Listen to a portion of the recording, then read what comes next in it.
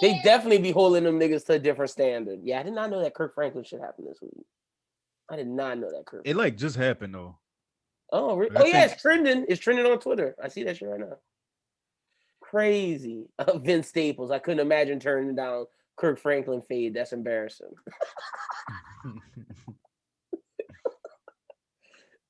Wait, I didn't believe he's 33 years old. See, yeah, that's crazy. Oh shit, my nigga. It looked like he released a little statement. I'm just scrolling through my timeline and randomly saw. That's like, what I'm video seeing. Of Kirk. Yo, this is just hilarious. It's just Black Twitter arguing about should Kirk Franklin have done that, or is Kirk Franklin's son a bitch ass nigga? It's just constant of that, bro. To me, there is nobody on the face of the earth who has not got yelled at by their parents. Oh, for sure. Like, I don't understand what we even talking about. Like, why is he even in a spot where he got to come out and apologize for talking to his son? Like, if you thought Kirk Franklin lived his whole life because he a Christian singer or whatever, like, you think he lived his whole life without ever cursing or saying nothing wild or losing his cool, like, niggas got the game fucked up. That's a fact, bro. That's a fucking fact. And it's like, just the like nigga's still human. Yeah, and it's not like that nigga don't be getting drunk and looking at ass. He just might be doing it in the name of God. That's a fact. Does Kirk Franklin go to the strip club? Probably. I wouldn't doubt it. You think? Oh, I wish Brooklyn was in here for this one. I wouldn't doubt it, bro.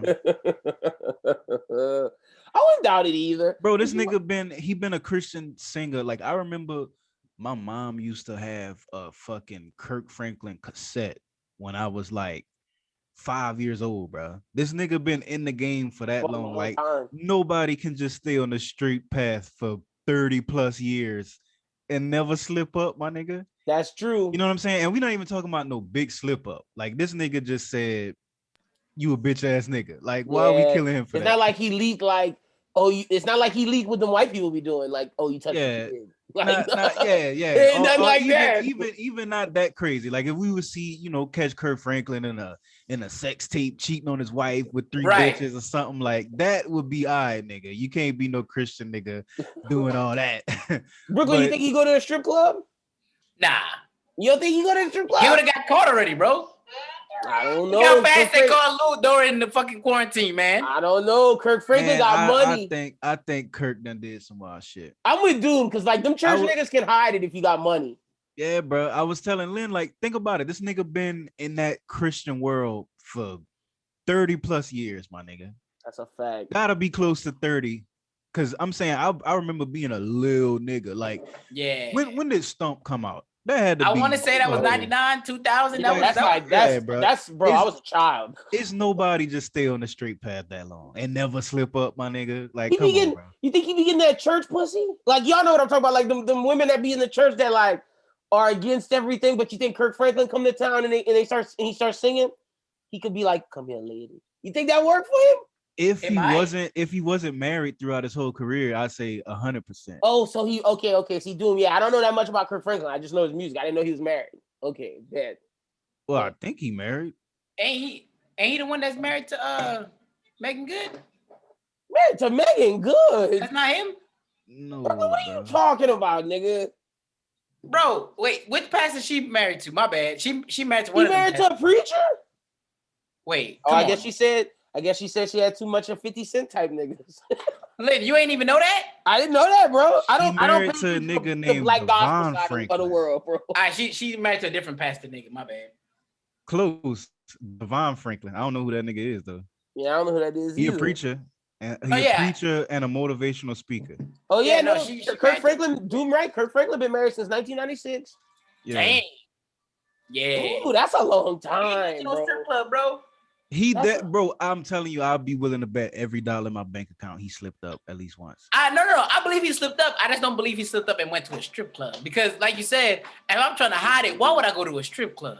Yeah, there's things you can call if you really want. Yeah. See, but they can bring the strippers to him with all that money. Yeah, that's what I was about to say. Maybe not like go to the strip club, but no, they might probably went to like this hotel. You know, he might have had that show in Florida, not far out Miami. Had the strippers come through the hotel room, like that type of shit. I don't doubt, bro. Yeah, I don't doubt that at all. Don't doubt. It's just nobody, bro. No, like the only nigga I know that has ever touched the earth and just walked a straight path was Jesus himself. Yeah. None of these niggas can lie to me and say they when I was younger, I used to cast stones, but as I've gotten older, I'm like, bro, you can't be casting stones on nobody. Yeah, I don't. Especially not for this. Not calling your son a bitch. No. I'm not. I jumped off the Kirk Franklin topic. I'm talking about like niggas stepping out, niggas doing that type of shit. Yeah. Oh, word. You never know. You never know, man. See, it's still fucked up. You be walking on a straight path. You just meet some fire ass bitch. You gotta divert from God's plan. Bro. You know what I'm saying? Exactly. And it's one of them things, bro. I don't condone it. Yeah, same. I understand it. That's where I'm at now, dude. That's exactly where I'm at. Like, I do not don't get it twisted. I do not condone that shit. But like, I do understand. You know what I'm saying? Yeah, like I'm not gonna say no names, but one of my niggas living a weird life right now, bro. That nigga. I just look. I look at the phone. I go, ooh, and then I just keep. Yeah, it just happened. Bro, I don't know, bro. That remind me of something. What y'all think about these people that like they'll be in a completely like legitimate open relationship? I'm starting to see this more and more. Same, bro. Like with regular people. Like I thought was some shit reserved for like niggas with money. You know what I'm saying? I can't say my nigga's name, and I don't want to say what's going on because it's gonna tell the situation too much. But let me see how I'm gonna flip this. Okay, so I know some niggas that doing that like they're in an open relationship and they can do up to a certain base. Like, and he could do it with anybody. He could do it with anybody, bro. Like he could just go to New Orleans. Like go to Houston, go to Atlanta, go to Florida, just fuck it out. He don't care. Nigga eating pussy, bro. Just eat pussy anywhere and get his dick sucked, but he can't have sex nowhere. That's his rule. That's like the rule in their relationship. But he could go anywhere. Like Brooklyn, that's my face. That's my face when I heard it. Like what? That's strange. Well, I have an open relationship with that kind of restriction on it.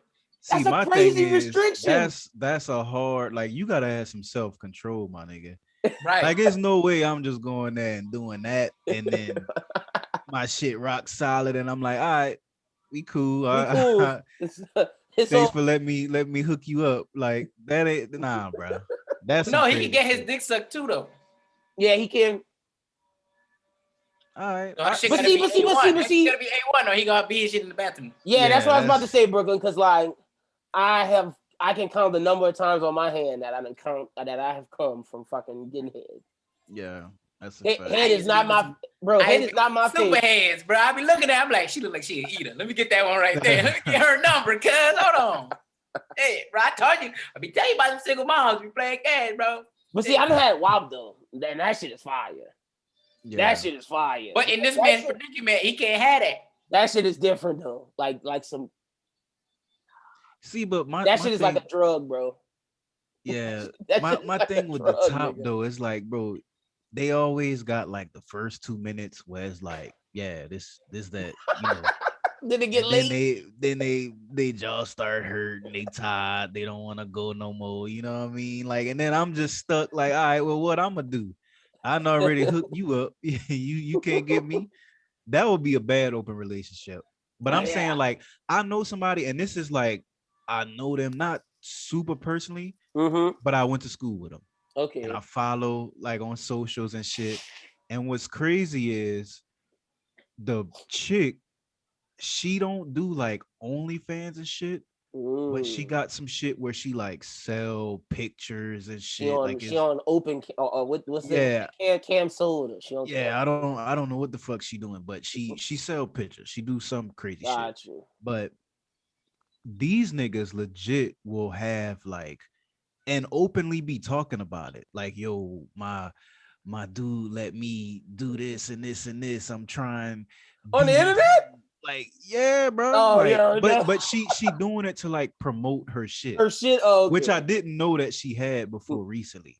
So I'm just sitting here like, bro, they've been together for like 6 years, 7 years. You know what I mean? Like they've been, you know what I'm saying? And this nigga, not only is he cool with other niggas piping the shorty down, but he cool with her posting pictures and vids Of from the him, situation. Yeah, getting piped down by other niggas. That's crazy. Like, and that's he why gotta be touching that bread, dog. He gotta be touching that bread. it gotta be something, bro. He gotta I'm saying be I don't know. I don't know what benefit in a relationship would be good enough for me to be cool with that.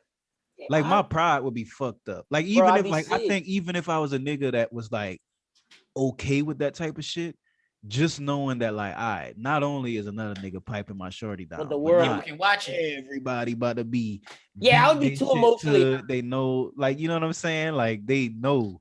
They know what's them. My like, mama could find that. Facts. Fuck no, dog.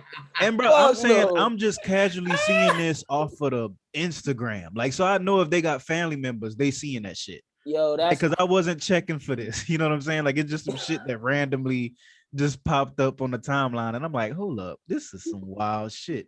You know what I'm saying? That shit is crazy. I don't think I'd be built for an open relationship. No, I'm not built for one either. Cause like that shit would anytime it would happen, it would hurt my feelings. I'd be like, yo, I can't look at you the same anymore. You for the streets. Yeah. And plus, bro, I can't even like imagine. I guess I just been in a relationship for a minute, but it's like the chase of new hoes don't even excite me no more. You know what I mean? Like I wouldn't even want to. Like it feel like that would be exhausting. Yeah, you know what I'm saying? Like still doing that, bro. I don't know how Brooklyn do it, bro. All you do, you got to talk to these bitches 24/7. I'll be on some other shit, right? So I'd be like, you be talking to people who don't need that emotional attachment. Right, exactly. Because they got kids and shit. They got an emotional attachment already. You feel me? Yeah. That way, all they need is that late night. You know what I'm saying? They know what it is. I know what it is. They text me after 10. I know what time it is. You know what I'm saying? Look, see them young, you can't do that with come through. You can't do that with bitches with 27 through like 23, 22. Why not? Man, them bitches trying to talk to you. Them bitches trying to go on dates. Them bitches trying to pull goals. Bro, I'm telling you, there's a lot of these bitches out here that are not like that, bro. You stop texting for I don't know what 8 hours and they think that means it's done. You know what I'm saying? Like it's just like, yo, you ain't got shit to do. Like, what the fuck? Why niggas gotta be texting? Or like I can't do that, bro. I couldn't even imagine being in that shit no more. I'm so happy I don't have to do that anymore. Like my girlfriend do not text all day. We don't have time for that, bro. Like I don't text no shorties 24/7, bro. I remember what time it is. I remember them days, bro. And then back when you was younger, when you had to get off of school and get on AIM and go talk to the shorties. Yeah. And you be in chat. But that was lit though, bro. Yeah, that's so I used to like that. See, that was in the time where I didn't give a fuck. I was young. I ain't really have like when I got off of school, it wasn't like I was going to work or nothing. Like a nigga was just talking to the hoes on AIM, bro. That's a fact.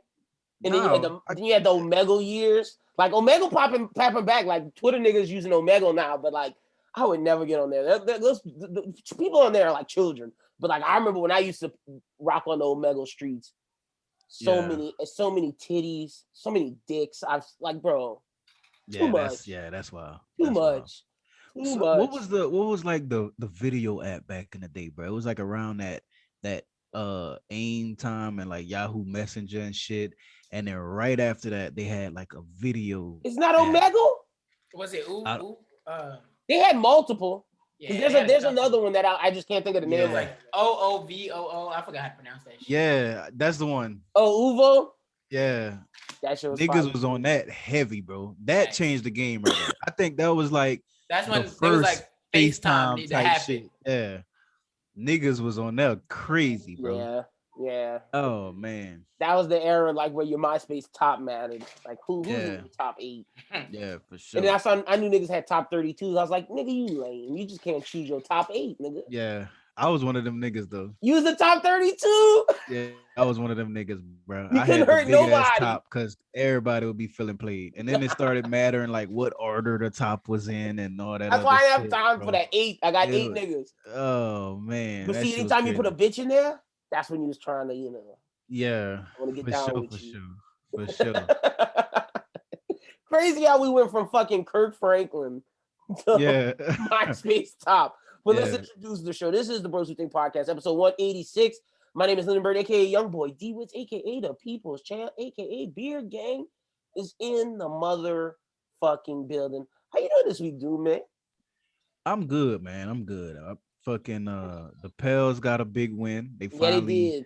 shaking back. Even though the season over, I'm cool with, just looking at You the think it's done? positives for the it's done. That shit is over with. I still love got this. Over with. Yeah, they about to go on an 8-game stretch right now. That's just it's about to be a Yeah. murderer's They road. got the Clippers tonight, so it's gonna be If they beat the bad. Clippers, that's gonna start giving me hope again. I'm not gonna lie. The only thing, bro, and it's like I think that the team is talented enough to make a run, We don't have no but discipline. they gotta make a hell of a run just to have a shot, my nigga. Like That's all I'm trying to get Doom is to 10. Because if we get to the 10, we in the playoff playing game. they like 3 games back out of 10. Yeah. And that's fucking sad. When you Yeah, 3 that's games bad. back out of the 10 spot, my nigga, you can't even get the 10. And we thought them niggas was gonna be anywhere from 4 to 8. Uh-huh. Yeah. Shut up, Brooklyn, nigga. Uh-huh. Shut up, Bro, nigga. you can't even get the 10 seed with BI and Zion Williamson. That's tragic, bro. Everybody need to be fired, bro. Everybody, my nigga. Like that's fucking crazy, bro. I'm ready to get rid of Eric Bledsoe. I'm kind of yeah, ready to get rid of Lonzo. Yeah. Nah, not Zoe, bro. My nigga Zoe is the only nigga that's safe. Obviously, you got like personally, bro. I think even now, even with that max shit, for the right deal, like if niggas was looking to get BI, I'd trade his ass too, bro. Oh, For the right person. You know what I'm saying? Who the You right give me person in somebody your like mind? like Jason Tatum, somebody in that class of nigga. Bye. BI is inconsistent, bro. He inconsistent, my nigga. Dude said bye. Oh, For shit, real, bro. The Celtics not doing that. The Celtics would No. never do Well, that. nah. We know they not doing that, but I'm But saying that's the like type of guy you do. Okay. if that deal was to come on the table, Booker? a nigga of that Devin Booker, let's go. Watch Give me D your Book. mouths. Give me D We ain't Book. trading nobody, bro. We in the second seed, bro. Yeah, he lucky Phoenix turned it around. I think D Book would have been trying to get the fuck. I up think out of CP there. CP. I think CP He is like changed a our top whole life. MVP fucking candidate right now. To be honest with you, He gotta Yeah. be. They He ball. I gotta like be. the Suns, bro. I ain't gonna lie. Like I do too.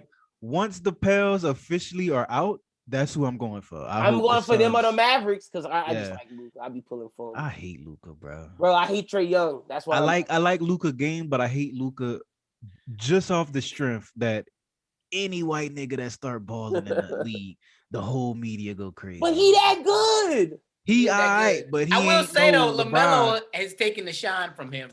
Yeah. I like Melo too. They've been blowing up LaMelo right now. I know Luca's saying it somewhere like, this little motherfucker stealing on my damn shine. Melo and balling, man. Melo and Zion got all the shine. If Zion was winning, it'd be a lot more too. shit. Right. He not winning though. Tragic. But we're Yeah. not talking about that right now. The Pels make me sick. And then They niggas do, on the man. radio, bro. Niggas on the radio be like, "When are you gonna give it up? When are you gonna give it up?" And I'm like, "Never." Bro, did y'all have Jake on? Bro, we have Jake on like once a week.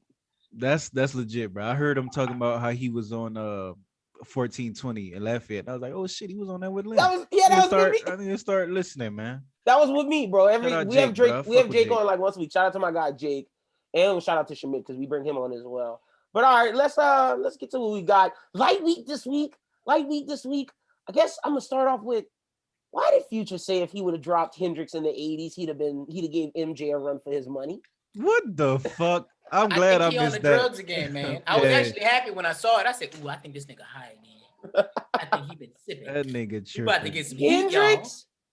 Come on, fam. See, but you know what it is, bro? I think niggas just know that anytime you say anything about those like greats, like you say some shit about Michael Jackson, Prince, the Beatles, any one of them type niggas, We talking about and it. it's gonna trend. It's trending. That's a fact. Because niggas get tight about them niggas. They come to their Future- defense. Yeah, Future know damn well that wasn't. And And he- it was it- good. Don't get me wrong. Hendrix is like one of my classics. Like I put that in a classic album, but giving MJ, come on, dude. Like, And he said certainly. He said some yeah, come on, toxic dude. shit like, damn right, or you know I would, or some shit like that. He chirping. Yeah, he I see where he taking the culture, but he chirping. He wilding. He wilding. I still want I want a whole album of Codeine Crazies. I still ain't getting that. If he do that, that's I think he might, bro. Like, cause I think Future in a weird spot in his career where niggas know that he solidified at goated. Like, Future could drop 20 trash albums, and album 21 niggas are still gonna listen. You know what I mean? Right. Like, he reached that point of his career. I Maybe, see Lynn making that face, but maybe, it's bro. true, bro. It's Like that true, but nigga. like, if you It go is watch that true. nigga perform live, it changed your whole viewpoint of him. He a Nah, rapper, and bro. Most of them is trash performers. I definitely hear you on that. They But got I'm some saying, good like, rapper performers. They Nigga. got like Don't do that. 6. like, bro, 6. They got 6, bro. Name me more than 6 right now that are fire performers, bro. All right, Drake, All right. Kid Cudi, Mm-hmm. K-Dot Not Bad, Travis, J. think Cole Travis Not Bad. I J. never Cole, seen probably the Wale. best ones. I ain't gonna lie to you. I never seen Wale, so I can't say, but I figured Wale. Wale he do the regular shit like everybody else. But he walk back and forth. Wayne not bad. Wayne actually a really good performer. Wayne is entertaining. Wayne's probably more entertaining than Drake. No, but what the fuck? Like, and Wayne not more necessarily. entertaining than Kendrick, though. I'll say that.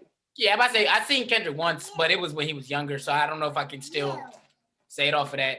But it was, it was right after Good Kid, Mad City, and I thought it was. I saw him for Section 80, Good Kid, and Damn, and like he definitely got better when he was at Damn, but it's still like, it's like whatever. Jay-Z not bad either. I was thinking current niggas, but that works. I'll give you that. That's 7. There you go. I still count Jay as active though. And Outkast fire too. I caught Outkast when they did that. When they did that comeback tour, them niggas was doing all the festivals. That shit was fire. That's like you saying Eric B and Rakim. Cut it out. That shit don't count, man. Nah, it's fire. And Nas was fire. Is fire. Yeah. Yay fire. See, y'all naming a lot. They need to bring shows back, bro. Because I miss think I'm finally at a point now where like with work and like my finances, I can actually found a balance, do that type of shit. You know what I'm saying? Like I was missing all that shit because it was just constantly grind mode all before. You know what I'm saying? But like they need to open the shit back up. Open the streets, man. That's all I'm ready to go. We need to bring whoever that is making decisions in Texas. We need to bring the motherfuckers over to the Open it up, man. Open it up. I know you're not talking about Wheels. I know you're not talking about Governor Wheels. Open it up. Open it up. My man pulled up in his wheelchair. Was like, "We finna open this motherfucker up." And he thought niggas was hype about that. Man. That's energy. Open it up, man. Nigga. Open it up. If they would know mad people already vaccinated. Louisiana would become the worst place to live. It'd be hell. It is the worst place to live, bro. They just released a new survey about not a survey, a new research project about a week ago or 2 weeks ago. The intelligence level is so low. Louisiana came in dead last for the worst place for children to grow up. I believe it.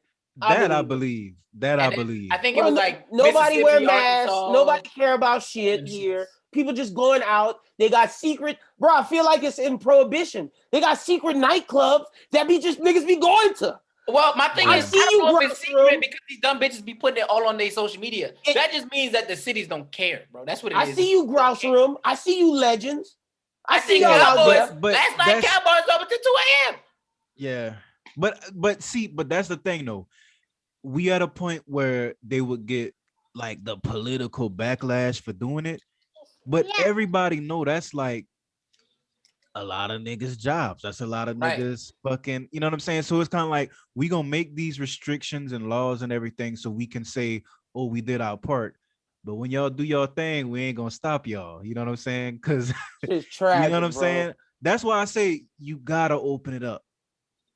Get vaccinated, bro. Like I would love to like have like a show open up like full capacity, and they say, yo, as long as you show your vaccination certificate, you could buy a ticket. You gotta show it at the box office. I'm cool with that. Open that shit up, man.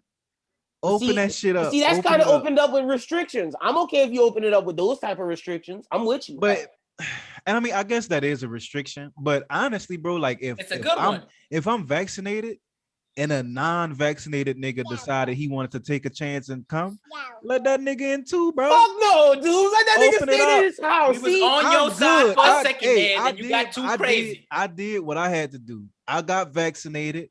All my people vaccinated, so I know I ain't got to worry about carrying nothing back to nobody. Like, you got to do your own due diligence.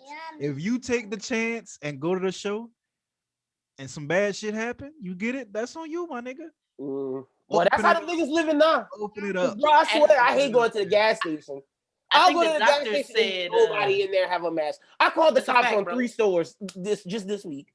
3 stores, I called them on 3 of them. Nigga, I was wilding. Marble Slab, nigga had no mask on. I see you, Marble Slab and Karen Crow. Racetrack on Ambassador, called on y'all. Yellow on them on Kale Saloon, called on y'all. That's crazy. Shut them down. I wonder what they do when they how they respond to that. They don't do shit. They don't do shit, bro. Yeah, I figured. That's why I said I'm gonna start littering. Don't give me a ticket. Go get them tickets for no mask. Fuck it. We want anarchy? Fuck it, nigga. I can litter. If they're not gonna wear a mask, I can fucking litter, nigga. What? Yeah. What? That's a law? Yeah. I don't know, bro. I think especially in places like Louisiana, where it's niggas have proven, because I feel like, bro, the only way for these restrictions to be even the slightest bit effective is if everybody follow them. Even if it's just a handful of niggas not following them, it don't work. You at ground zero.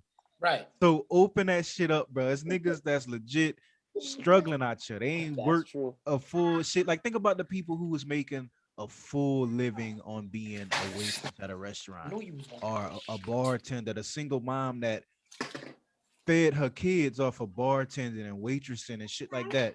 That still to this day, over a year later, my nigga. Wait, okay, is that not open up where you at? Because that's open up here. It's heavily restricted though.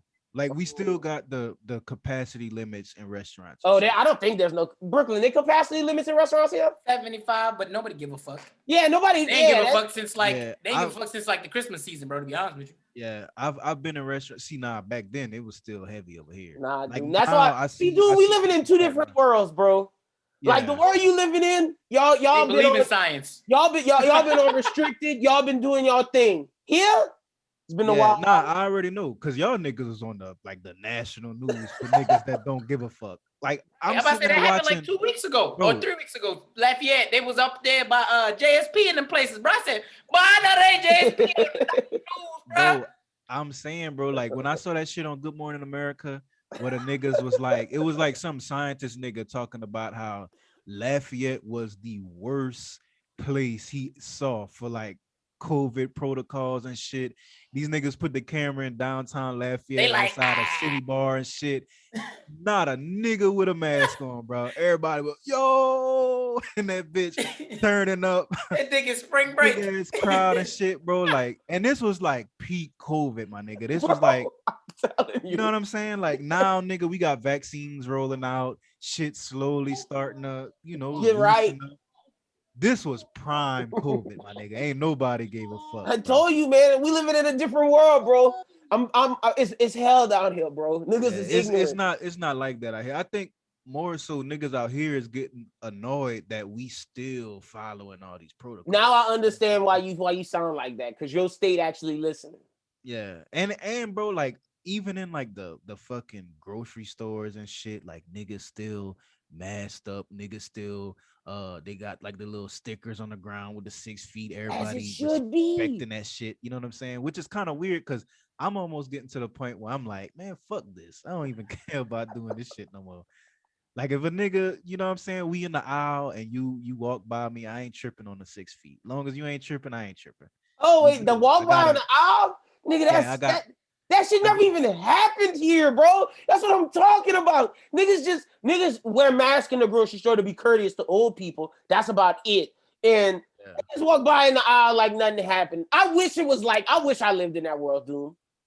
I in Walmart. They be walking in Walmart with no mask on. You say that until you gotta go in there to get some groceries, and they make your ass sit outside in the car and they text you when it's your turn to go in. That's why you gotta rushing you. Why you stop your pickup, nigga? They stopped doing that though. They let up a little bit, but when it first happened, that shit was the most annoying. That's why you had to do the grocery pickup where you just park. Yeah, I know them niggas at Walmart was heated when the COVID first happened, bro. That shit was crazy. Oh shit! All right, well, yeah, that's crazy how we went from Hendrix to that, but that shit is real. Oh, Brooklyn, your Stimmy hitting Wednesday, nigga. The Jimmy. Wednesday. It hit already? No. I didn't say shit. I'm just this motherfucker telling me the news. I'm listening, bruh. That's what people saying. People saying Word on Road is supposed to hit Tuesday or Wednesday. I will say I know When's the Chom 17th? That's posted. Wednesday? Yeah. Mm-hmm. I know Chom posted that they released it onto all them, broke bitches that need their checks a little bit early so they get Chom. I know Chom said that they have released their shit. I'm gonna tell you right now what they said officially. They want to flex on everybody. They said, Stimmy alert. We've already made $600 million available to our 250,000 members. These payments will be available at traditional banks on the 17th. But Chom members already have access to that. So there's no reason to wait till St. Patrick's Day. So yeah, all them broke bitches out here that got Chime because they need them checks done 2 days before. The Stimmy out here blessing y'all, man. My boss was like, "What's Chime?" I said, "You too rich for that. Don't worry, dog. Don't worry, big dog." Like, wait, there's Chime, and then there's the one with the little bear. The what's the bear one, nigga? I think I know what you're talking about. And the bear talk to you. It's like, oh, it's time for you to pay your thing back. You got to pay 2%, whatever the little bear's called. Yeah, that's not Chime. That might be Chime. That might be Chime. That might be. I know I always see them little ads for it on like Snapchat and shit. Like them niggas be talking about getting your check early and shit. I just know these motherfuckers is broke. Cause like, can you imagine? What's worse than living check to check is I need to live check to I need my next check a little bit sooner. That's how broke these motherfuckers be. That's crazy. That they so broke they need their check bad, early. Son. Like, that's what I'm saying. That's bad money, man. You doing so bad, you gotta borrow money from yourself that you ain't made yet. That's crazy, bro. And then you're just gonna be salty when you get that check. Yeah. And nothing left. They already spent it, bro. Yeah, I can't do that. I can't live like that. That's crazy. So your money management skills too bad. Chom just benefiting off of your dumb ass. For real, just making bread, and you ain't gonna never get ahead like that. Yeah, fuck no. Oof. What y'all getting when y'all Stimmy, man? Oh, I'm getting a 2K. Cause I didn't get the. Oh, you getting Oh shit! I'm getting the 2K, nigga. Plus my tax returns. It's about to be dude. I'm marketing planning. I realize it's going down. Like it's happening. That's lit, bro. That's fucking. Oh no, it's happening. Cause I'm getting. I got both rounds, so I'm only getting whatever little 1,400 or whatever. Yeah, me too. Okay. Which is I got the cool, first round. I just didn't get the second round. The Donald Bucks, the last 600 Donald Bucks. Yeah, man. Shout out my nigga Don, man. I ain't gonna lie, man. The streets is a little crazy without my nigga Don, man. It feels comfortable. Shit. It's crazy, bro. Like, I'm not gonna say I miss him because I don't miss him, but I miss him. You know what I'm saying? If that makes sense, I miss him, man. I will say the news was more popping back then. It felt like every day was some crazy shit. Felt like the end of the world was every day, nigga. Every day, bro. Did y'all see they cut the George Floyd family $27 million? That was the next thing on the thing. That tells me Derek Chauvin probably not going to jail. Exactly. Yeah, I was just about to say that. That's a lot of money the city just took a lick on. That's the biggest. That's the biggest payday in like. I don't want to say in the United States, but that was definitely the biggest payday in that city. It's the biggest settlement for that kind of case, I believe. But in U.S., that's what I thought. You know what that mean, though? That mean that they was sitting there looking like, all right, Derek Chauvin got X amount of years. He about to get life. These niggas that, caused the situation to go down the way it did was facing X amount of years. Let's offer these niggas some money to see if they gonna be cool with these niggas walking. And the crazy thing is, bro, all they had to see, if I'm in them situations, granted, I probably, because like I come from a place of like 27 million, that would be crazy. But I'm trying to hold out to the 50. Yeah. They right there. Yeah.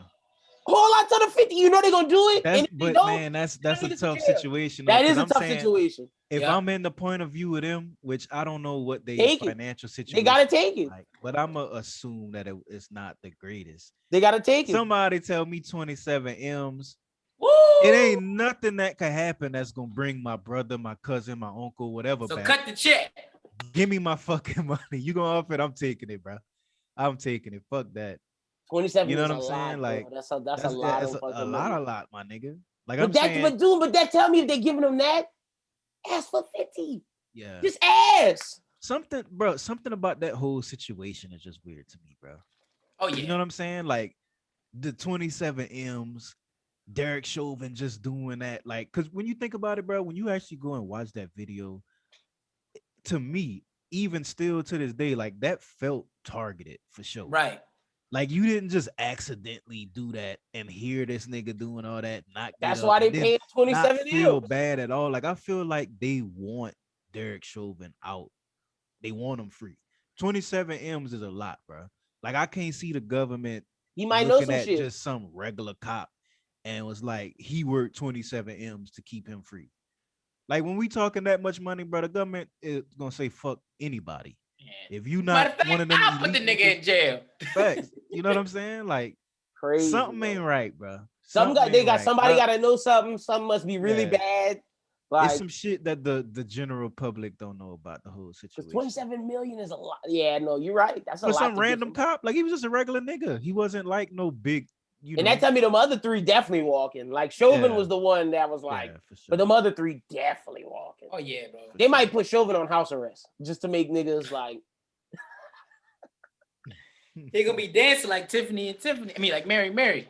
Yo, Shit. bro, that court case gonna be crazy. You think riots gonna happen? Or you think people already like, well, they took 27 million? Yeah, I think the family taking 27 million. There will be protests, but it won't be as big. It won't be a riot. But you can't, like, to me, you can't even protest some shit if the family how I was feel. like, cool, let them walk. You know, And what that's I'm why saying? the internet was kind of like, the internet was classic internet torn. Like some was upset, some was like, what are you talking about? They gotta take that. Yeah, I am. Cause I feel like, bro, if me or you go out here and just start murking niggas, it ain't no amount of money that's gonna let us just walk here free. You know what That's I'm a saying? fact. And that's gonna allow us to go and live a regular life again. Even if we do some shit, do some time, you know what I'm saying? Even once we are free, we still can't live no regular. Nigga can't even work at McDonald's once he do some shit. You know what I'm saying? Let That's a a nigga go fact. rob a store right now, go sit down for a couple years. You gonna get out, you gonna forever be the felon that can't Yeah, do. no You vote, know what no I'm saying? voting, Like, all those issues. No, you're right. yeah, bro. But these niggas, they just get to go and have not only like a regular life, but they gonna pay for this nigga to go be secluded somewhere. They're gonna be Money grilling to, on you know what 4th I'm of saying? July and Yeah, it's Air bro. Monarchs, bro. Like, come on, dude. Just Like, like Zimmerman chilling. He actually bro, made money from that yeah, shit. he a hero, Yeah. bro. That nigga had like he been monetizing that whole Trayvon shit, which to Crazy, me, bro. It's like, the most disgusting thing yeah, ever, that's bro. And it also shows you how many sick bastards there are in this world because they buying the shit from him. he not even white, bro. Like he just Nah, that's the nigga like a oh, bro. Mexican That whole nigga, that bro. all that shit just makes me upset. Cause you're right, like that just shows how nasty niggas are just monetizing that shit. Like, didn't the nigga sell the Skittles pack or some shit? He sold the Bro, gun. he sold everything. He sold a gun. He was selling like was it Skittles packs or something? He It was was selling something that some was shit. Like Trayvon's. I like didn't want to say the hoodie because I don't think it was the hoodie. but it wasn't even just like the original shit. Like he made memorabilia Right. around it. Oh yeah, Being a weirdo. dude. Yeah, Like that's that nigga was sick, bro. Chauvin gonna do some shit like that, or the government, like you said, if he don't, the government gonna put his ass somewhere where he gonna be in like some type of witness protection Yeah, shit. he So was a niggas don't cop, fuck with bro. They gonna take care of him. He gonna be somewhere with his family where nobody could find him, off in the fucking cuts by himself. But they with, definitely cutting that pension. He not making no yeah, money. Oh yeah. yeah. That's done with. All them niggas pensions cut. See, but I don't know. I think they might just tell the general public that. Like, I think Mm, Chauvin might still get his money, bro. maybe if he knows something, then he will. If he don't know nothing, then he getting cut, nigga. I don't know. I think they pensions is in the 27 million. That's what I'm saying. Them niggas got cut. Like, we gonna take care of y'all, but nah, nigga, y'all getting cut. We had to Right, pay yeah. 27 million M's for y'all mistake. Fuck out of here, nigga. They may not be felons, Yeah. but they not gonna get that pension. Fuck no. Fuck no. All right, next up, yeah, because that was definitely on the list. Y'all saw Versus got bought by Triller. I did. Yeah. Niggas was pissed. Some niggas was like the happy. move. You I like like it? Yeah. I like it. I like it for Swiss and Tim and for everybody involved. Right, because Yeah. it was gonna once we opened up shit, it was gonna die out anyways. And my thing Yeah. is like, it already fell off. Like, in my opinion, we Yeah. said this months ago. It's like it's just trash now. That's a fact. But let me tell you why I like it. So, two reasons. Like you said, for Swiss and Tim, I like the fact that they was able to build something from Same. scratch. Like that shit literally started as like, I'm on live, you join my live, we play some music back and forth. And then it turned into a big production. Yep. They noticed it peaked and then they sold it at the right time. And they got their bag, and they let a lot of niggas eat off of that. You know what I'm Yep. saying? Like, And then they sold it especially, again. yeah, especially like a lot of the artists that was like may have not been booming and streaming. That's a fact. They got on verses and they shit was doing numbers again. So you like That's what I like about it. put a lot of people on in the process. Now we know it was falling off. So you sell the Triller, and I like what Triller be doing. You know what I'm saying? Like when you look at what they did with the fucking Mike Tyson fight, like how that was a big ass. They're about to do the production. next one, the Jake Paul Like- Ben Askren shit. Exactly. Bro, I think if Triller does that with verses in person and make it like a big deal, like they gonna figure out a way. That might happen. I got faith that they can like figure out a way to keep it, even Going. if it's not just the legendary acts. Like let's say we start seeing verses like Trippy Red versus fucking Young Boy or some shit like that. Like they can find a way to keep it relevant. You know what I'm saying? That's the only thing that could save it if they start getting niggas like that. Yeah, It's like- I think that's what's next. But see, You know I what I'm miss saying? I miss the producer battles. Nothing gonna be the big boy one, the hit boy. That was a moment. Yeah, that was hard, bro. That was a moment. But I think And that you was gotta even be a like- versus. Apparently, that was just Joe That Budden was set just- that shit up. Yeah, they was just Yeah, it was just a friendly competition. It wasn't nothing crazy. Nothing That like was a moment, bro. That I just remember being on my phone like, yo, that was one. The Gucci Mane versus Jeezy was a moment. I'm trying to think of the other. that was the biggest moment to me. Yeah. Like I felt like Black Twitter was together during that. Yeah, that was. It's either that or the Teddy Riley babyface because that was a moment too. When he was clowning Teddy Riley. That was when them niggas got lit as fuck, huh? No, that's Sean Garrett in a dream. Yeah, that was weird. But Sean Garrett was just fucked up, bad. Yeah, Yeah, and it was like, damn, nigga, this is the first time we seen you in years, and this how you came on here. yeah. It's a bad look, bro. It's a bad look. I ain't gonna lie. Shout out to Versus, bro. It was They fire, gave us like, some moments. they When gave us some nothing nights. was open. Yeah, When bro. Corona was happening, like I just remember just picking up dinner and then just sitting around the phone watching the IG. Yeah, That's a fact. I was at work watching the IG, bro. Gucci I Mane about to say, there's a couple of them I watched at work. Yeah. I had to. Crazy. But now, like D'Angelo was just a concert. Facts. yeah. I didn't get to see it, but I heard it. I was didn't watch that shit either. fire. I Like, clicked on it and I was like, yeah, you're not getting more than my 5 minutes. And I clicked out.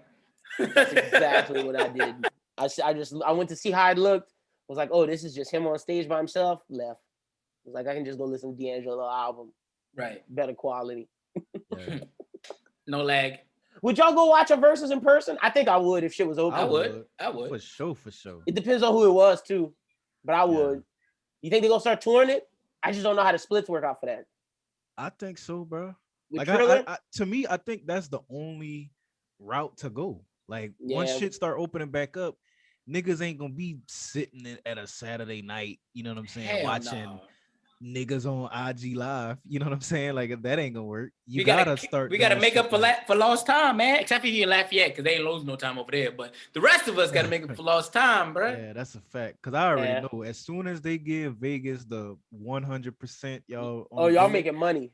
nigga, it's about It's gonna to be a boom. They Not finna even tear the just club us, but up. like the fucking Tourists tourists and shit. yeah. Like it's about to be. It's gonna be like man. Atlanta and Houston times 10. Yeah, for sure. Niggas Which it popping out the already is. U-Haul truck, bruh. It's lit, bruh. Come on now. Yeah, Cause that shit gonna niggas, be they got a lot of niggas down on the strip as we speak, nigga, and they not giving a fuck. You know what I'm saying? The So crazy once it thing really is, it's opens- gonna be watching the drug dealers be back up because the drug dealers was having a hard time during Corona. Some of them couldn't get their product. Yeah, that's tough. It was tough. It was tough out here for the drug dealers, man. It was look. I see the tweets. Niggas was struggling at one point during Corona. And the ones that were booming, it was easier to get caught because there was way too much traffic coming through So your this house, one part, Yeah. of town type shit. Cause I seen the cops, they was booking a lot of niggas during Corona. And I'm like thinking to myself, like, how? And I'm like, there's less foot traffic, there's less car traffic. we know where and- you going. Right. Crazy. A lot of these motherfuckers getting caught, bro. That's a fact. That's a fact. Oh shit. Okay, so the next thing I got was just like these next two topics are just two worldly topics. Bro, tell me why fast food workers go the extra mile for their job to the detriment of the customer. Like they own the fucking business. I was at Popeyes. I said, yo, because I walked in, because Lafayette inside fast food restaurants in. but they're not letting niggas get refills, which is crazy. You can just order shit. Weird. So I was like, yo, let me get a refill. The lady was like, nah. And she was like, it's $2.50. I said, I was right there. I just couldn't eat inside. She was like, nah, $2.50. I was like, come on. I don't even have no money on me. I was like, just hook me up with a refill. She gave it to me. She was like, here, nigga. And I was like, whoa, whoa. And that happened to me with sauce before. Like, why they act like they own the shit? Wait, that happened to you at Popeyes? That's not your Popeyes. But you ain't never seen none of them none of those Chick-fil-A versus Popeyes things that Supreme Dreams be doing, bro. Popeyes really don't give a fuck, bro. Because they know your bitch ass gonna come back so they can talk to you. The same way too, nigga. All them places the same way. They act like they own that like bitch. that with the fucking sauce, bro. I don't understand that. Sauce coming out they paycheck, bro. My nigga, I order fucking 40 nuggets and you give me one little ranch and I ask for another one and you want to charge me, my nigga? Come on, bro. That's how I'm like, bro, please just throw one in the bag, my nigga. I ain't trying to pay. Like, what's wrong with y'all? You know what I'm saying? Like, they try to get it because you already pay for the shit. So I'm checking my bag. I'm like, yo, I can't get another sauce. Oh, that's gonna be 50 cents. 25 cents. Like, come on, bro. I got a fucking 20-piece nugget with one of them little small ass sauces. I hate that shit, bro. Come on, dude. I hate that shit. They go the extra mile like it's they fucking business, that shit bro. is fucked up, bro. That shit of the month. And not getting paid $9 an hour between 9 and 15. Like, what's wrong with them, bro? Bro, they might be lucky to make that, bro. I was about to say. I was watching $750. Y'all know that nigga? Oh fuck, man, what's that nigga name? The one that be doing them little pranks on niggas in Walmart and shit. The gym, Funny Marco. Oh yeah, okay. Oh yeah, about? He did one where he was pranking niggas. Like he would team up with some management at a business, and he would act like he was interviewing for the job. Mm-hmm. So the niggas know that it's just a joke, but the actual interviewer is the only one that's not in on it. And he just say the most wild shit, but he did it at McDonald's. And them niggas was only gonna pay him like $8. You know what I'm saying? I was like, damn, them niggas make $8. That's some hard ass work for $8. Yeah, that is. Damn, I thought they made. Bro, you ever walked in McDonald's and seen them niggas just stressing in the back? You like, damn, that for $8. Well, maybe but see, okay, that goes back to my point. I was like, well, for $8, I can't expect much of them, but for $8, I can't expect you to act like this is your company and can't give a nigga a sauce. Like, what the fuck? Like, you making $8, fuck them niggas. Facts.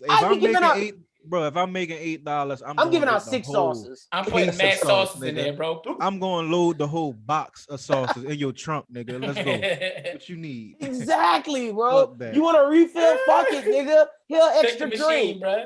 Like, and I'm never lying about the ice cream machine. That definitely makes sense because that's like, I make $8 an hour, nigga. I'm not fixing this.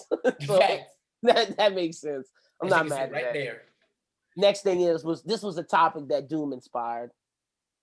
Brooklyn, how you feel? Doom, you can talk timing if you want. If not, I understand because of the situation right now. You like going shopping with women? Yeah, bro. You do? But it's because I'm like that. If you ever go shopping with me, I guarantee you leave me. I guarantee you, bro. I be in that bitch trying on everything, bro. Oh, nigga, you wild. I be in the dressing room. I can't do it either. Taking hella flicks, bro. I'm in that bitch like. And only gonna buy one thing. Now I'm gonna buy all of it, bro. We swiping, bro. We in there swiping, bro. That's why I can't go to the mall sometimes because I ain't got no self-control.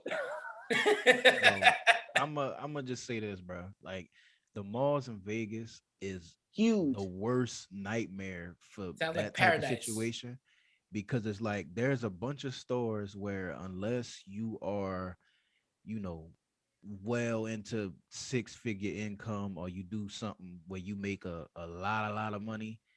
It ain't nothing for you in them stores. And they still be in there like that? And they still be just to see what's up, window shopping and shit. Like, bro, I'm like, why did we just spend 2-3 hours looking at shit that we knew we wasn't gonna buy before we even walked in this motherfucker? That's how I feel. You know what I'm saying? Like, there's items in here that are my yearly salary, bro.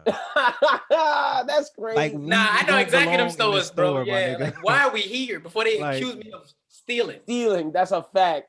Oh yeah, you dealing with like Houston level stores and like maybe Baton Rouge, New Orleans level stores. That shit is bro. It's bad. It's all them stores with the names you can't pronounce. Like and they all back to back in one section of the mall because they know Yeah. They got the This the rich security nigga on that side. side. Yeah. Yeah.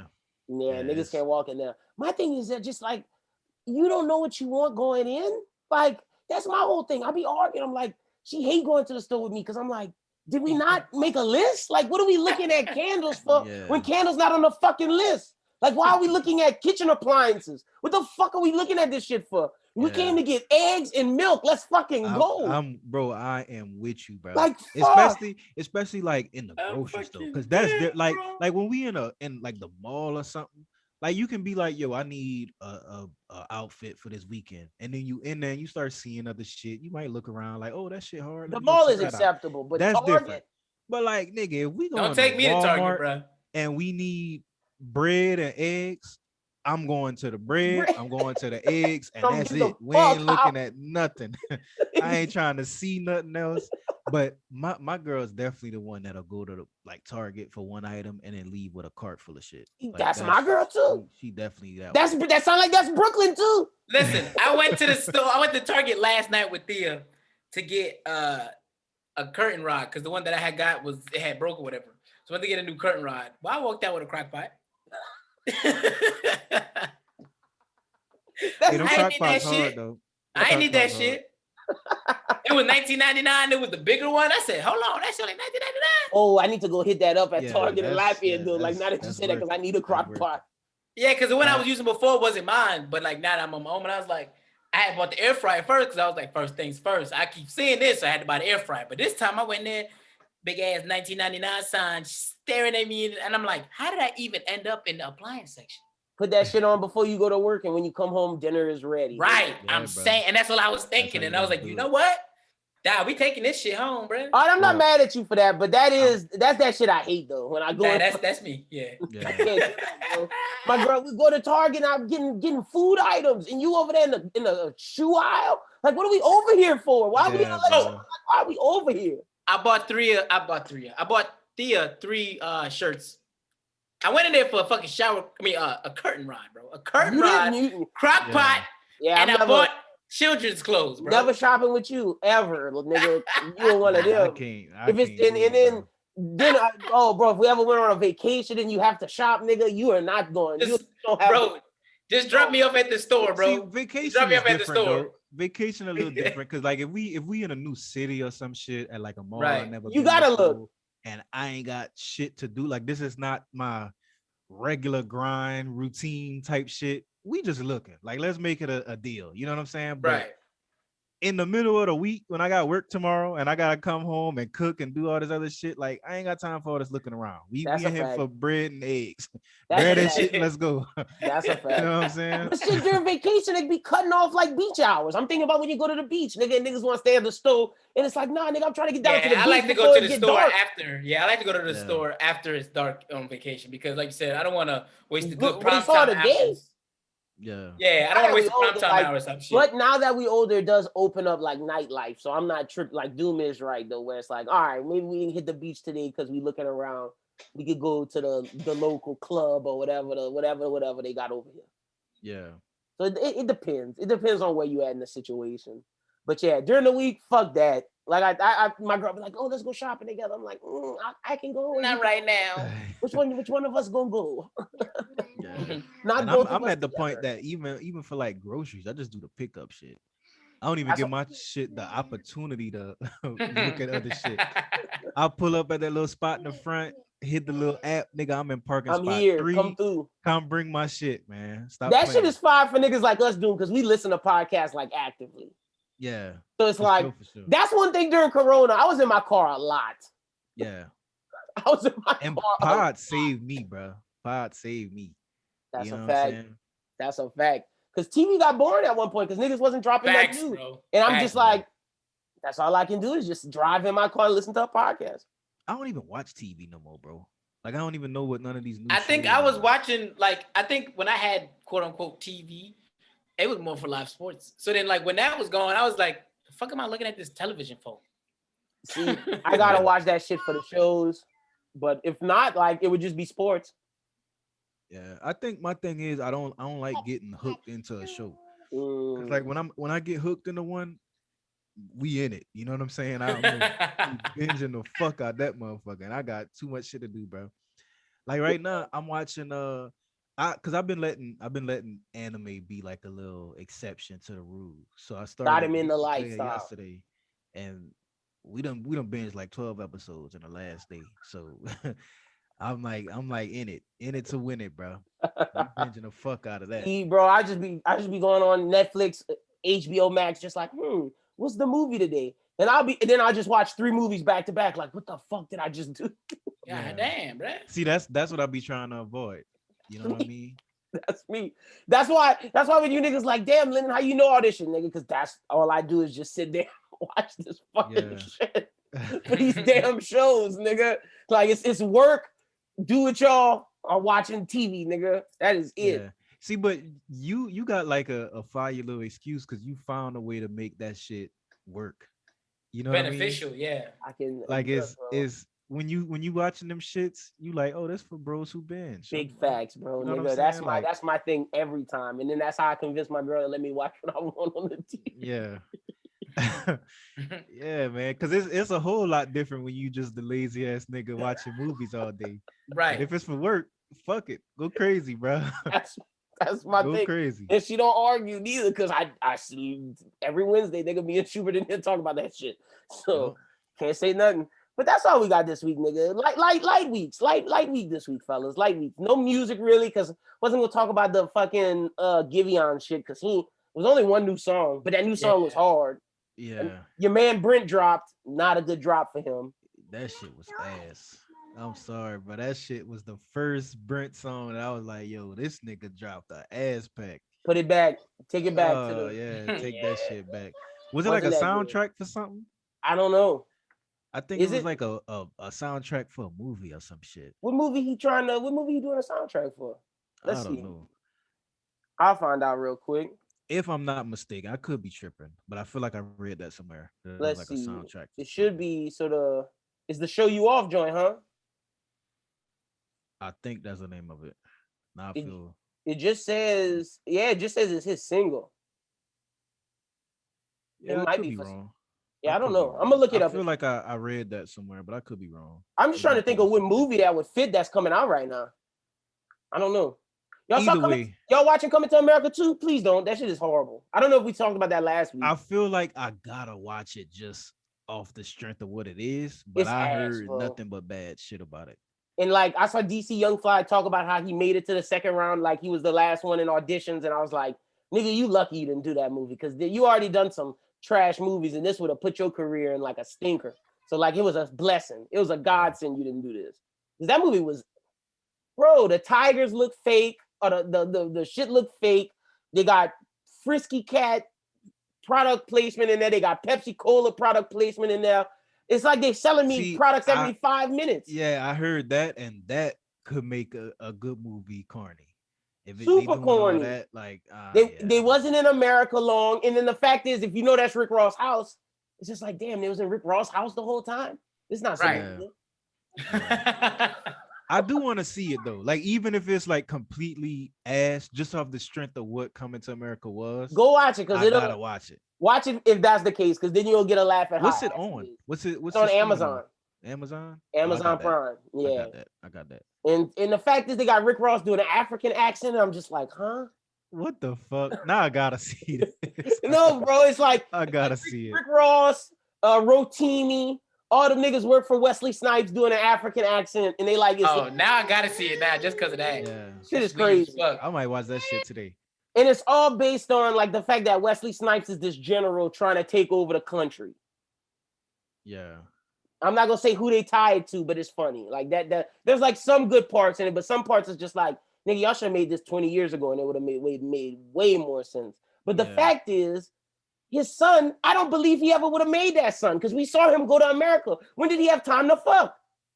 I don't know. That's a good question, man. That's my thing. So, you know. So is the movie like, is the plot serious, or is it like, it's just intended to be comedic the whole time? I feel like they took themselves serious like the first one. Yeah, if it's that, then I don't think I could. I definitely feel like they took themselves serious. Like I feel like they thought, oh, this the one. We got the sequel. Because what I thought it was gonna be is like they was gonna make a movie that was basically like celebrating the success of the first movie and where it put itself culturally, and then just kind of be funny with it. You know what I mean? Well, But I if mean, it's they like definitely serious, and They then do they that miss first the part, mark, but it's serious. yeah, I don't think, that's where they fucked up. They shouldn't have did it super serious and then just miss completely. It's Yeah, like hard to they do did that. so serious, and it was like they was like, all right, we're gonna really try to make a good comedy. It wasn't like, oh yeah, we making fun of ourselves. We know we old. Like, no, it wasn't that. That's It what they wasn't should like have it did. wasn't that Yeah, shit. that's what I was expecting. No, bro, that shit is a miss. Like they was like, I'm still gonna go watch it though. go watch it. Let me know what you think, cause like, For nah, sure. that. Oof. I just why the original is 10, 20 times better than that shit. Wait, Yeah, real quick, original classic. who y'all think better? Who y'all think? Okay, who's a better movie actor? Kevin Hart, Eddie Murphy. Eddie Murphy.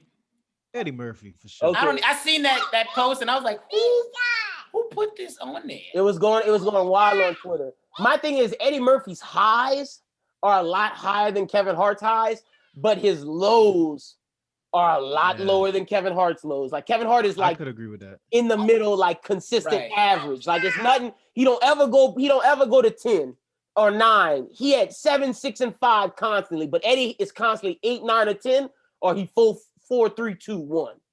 Yeah. See, my thing with Kevin though is like he never attempted to do something out of the Well, that's norm. coming You know what I mean? coming next year. He's doing you play video games, Doom. You ever heard of Borderlands? Yeah. Kevin Hart is in a serious version of Borderlands as the main character. Oh, he the main character. The main character That's hard. in the live action Borderlands movie, and it's like serious. It's not comedy at all. Yeah, I was about to say, I don't think that's how they gonna make that a comedy. And So I don't know what to actually expect from fire. that. I'm gonna be looking. Now at I'm that. looking forward for that. Yeah. Yeah, I'm gonna be looking for that. So that's like It's his big shot at like changing up. Yeah, because I do think Kevin Hart is a good actor. I just think every role that he attached himself to was like super safe. Like it was it is super safe. Because you think about like, even though Norbit was bad, that was wasn't like safe. It was a risky, you know Just what I'm saying? Pluto Like Nash was a risk. Yeah. Pluto Nash is bad, bro. I think Pluto Nash is worse than Norbit. And Norbit is bad. I think you may have a point with that. Like Pluto Nash is really bad. I don't even remember that. But like Eddie's highs though, like Kevin Hart does not have a Trading Places. Kevin Hart does not have a Beverly Hills Cop. Kevin Hart does not have Coming to America or Harlem Nights. He doesn't have a Shrek, and he doesn't have a Mulan. Like that's where Eddie like beats. And that's range. That's range, bro. Like Kevin Hart's only animated shit is that shit in The Secret Life of Pets, and that shit was just like it didn't affect the culture. Like you know Donkey is Eddie Murphy. You know Murphy is Eddie Murphy. Like I can't tell you. And Donkey was iconic, bro. Facts. I can't like tell you Kevin Hart's character name is in Life of Pets. I can't tell you. But I can tell you what Eddie Murphy was doing. Because a lot of times, bro, like in these movies, they'll have people who voice like iconic characters, and because their performance wasn't fire, you still don't give a fuck. Yeah, you don't care, and that's because like Beyonce was fucking old girl in fucking Lion King. That movie was ass, and it was booty. Yeah, that movie was But ass. Donkey was iconic, and it was iconic because Eddie Murphy performed so well at it. That's a fact. You know what I'm saying? And Kevin Hart ain't got that. No, Kevin Hart does not have that. There's only certain people who have that. Like I'd say Mike Myers got that because Shrek was iconic. Right. I'd say Robin Williams with Genie. That shit was iconic in Aladdin. Yeah. I'd say that's the ones. Like that's the ones you think of. But like Kevin Hart does not have that shit at all. But that's all we got this week. I just wanted to see what y'all thought about the Kevin Hart shit with Eddie Murphy because that was on Twitter. All right, dude, tell the people they can follow you on social media, bro. Man, you can find me at Doom_SJE on Twitter and at Lil Doom SJE on IG, man. Yo, fuck with me. Brooklyn, tell the people where they can follow you at on social media. You can find me at all social medias at where Brooklyn at. It's Brooklyn with a Q, not a K, baby. That's for marketing purposes. Yeah, because we're not trying to get sued, y'all. Make sure y'all go follow my niggas, man. Go check out Doom's music. Go follow Brooklyn on TikTok and get some good music and good laughs, man. But with that being said, let's get into our ad for this week, and then we'll get into the song of the week. I don't know what I'm choosing. We'll find out soon enough. and then Bros Who Ball. This episode of the Bros Who Think podcast was brought to you by the law offices of Lucretia Picante. If you need a lawyer, if you have not been paying your child support, if you got baby mama drama, whatever it may be, she can help you. You've been injured in a car accident? Call Lucretia. You got your baby mama not showing you your kids on the weekend? Call Lucretia. Whatever it may be, you need a divorce from your wife? Call Lucretia. Look, you can find the law office of Lucretia Picante at 124 West Washington Street, New Iberia, Louisiana, 70560, or you can call the number 337-374-1202. Again, any of your marital dispute issues, child support needs, baby mama drama, call Lucretia. But with that being said, let's get back to the song of the week.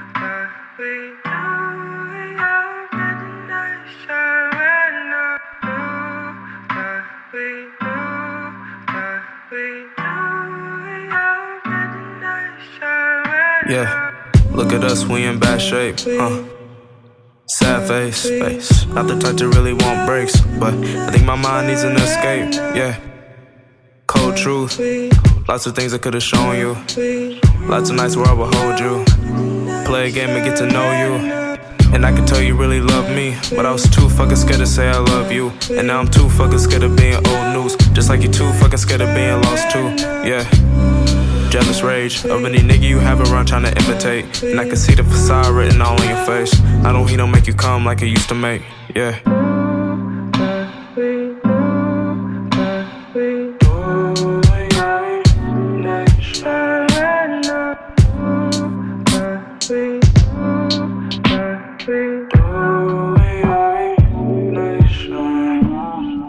You asked if I was in it for the fornication. Did I really catch feelings or was a fucking plan? Told you I was really in it, there's no point in faking. But I don't need to post a pics for the validation. Social media got you pissed, there's a point in making big deals over other romantic vacations. The fact that I'm with you every day should be enough, but you don't see it that way in your imagination.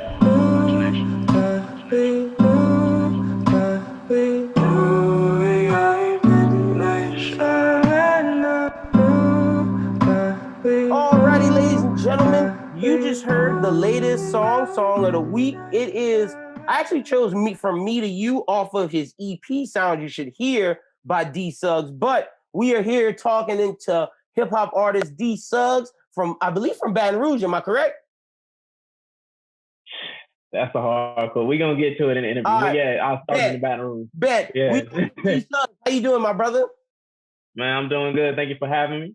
Thank you for coming. Like, this has been a long time coming. We've been working on this for a while. I'm so happy that we able to get it done. Oh, I'm happy we got it set up too, because hey, it's been a minute. It's been waiting. Fuck yeah. And we got it down. And I heard about you when I interviewed Ben, when I heard you feature on Ben's last project, and I was just like, yo, this dude is cold. Oh, you talking about that Crown? Mm-hmm. Oh yeah. That was a fun little song. Yeah, no, you killed it, brother. You killed it 100%. And that's when I was like, all right. And you hit me up, and I was like, this is perfect, because I was about to hit you up, and I love that the feature on there. So let's talk about it. What got you into rap? What got you started rapping? Man, wait, can you hear me? My connection a little bit iffy on my side. Yeah, I can definitely hear you.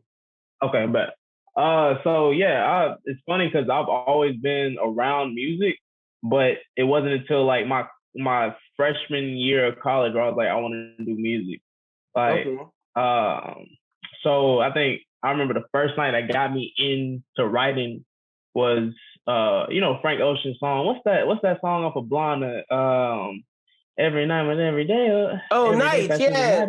Yeah. Mm-hmm. Yeah. I heard that. I was like, oh shit. So I made my own version, started writing, and this was when actually my bad. This was in high school, and then I started taking it serious in college. But high school, my senior year of high school, I heard that song, and then wrote my own little rendition, and then just started writing my own little shit in private, like Bryce Attila remixes and all that.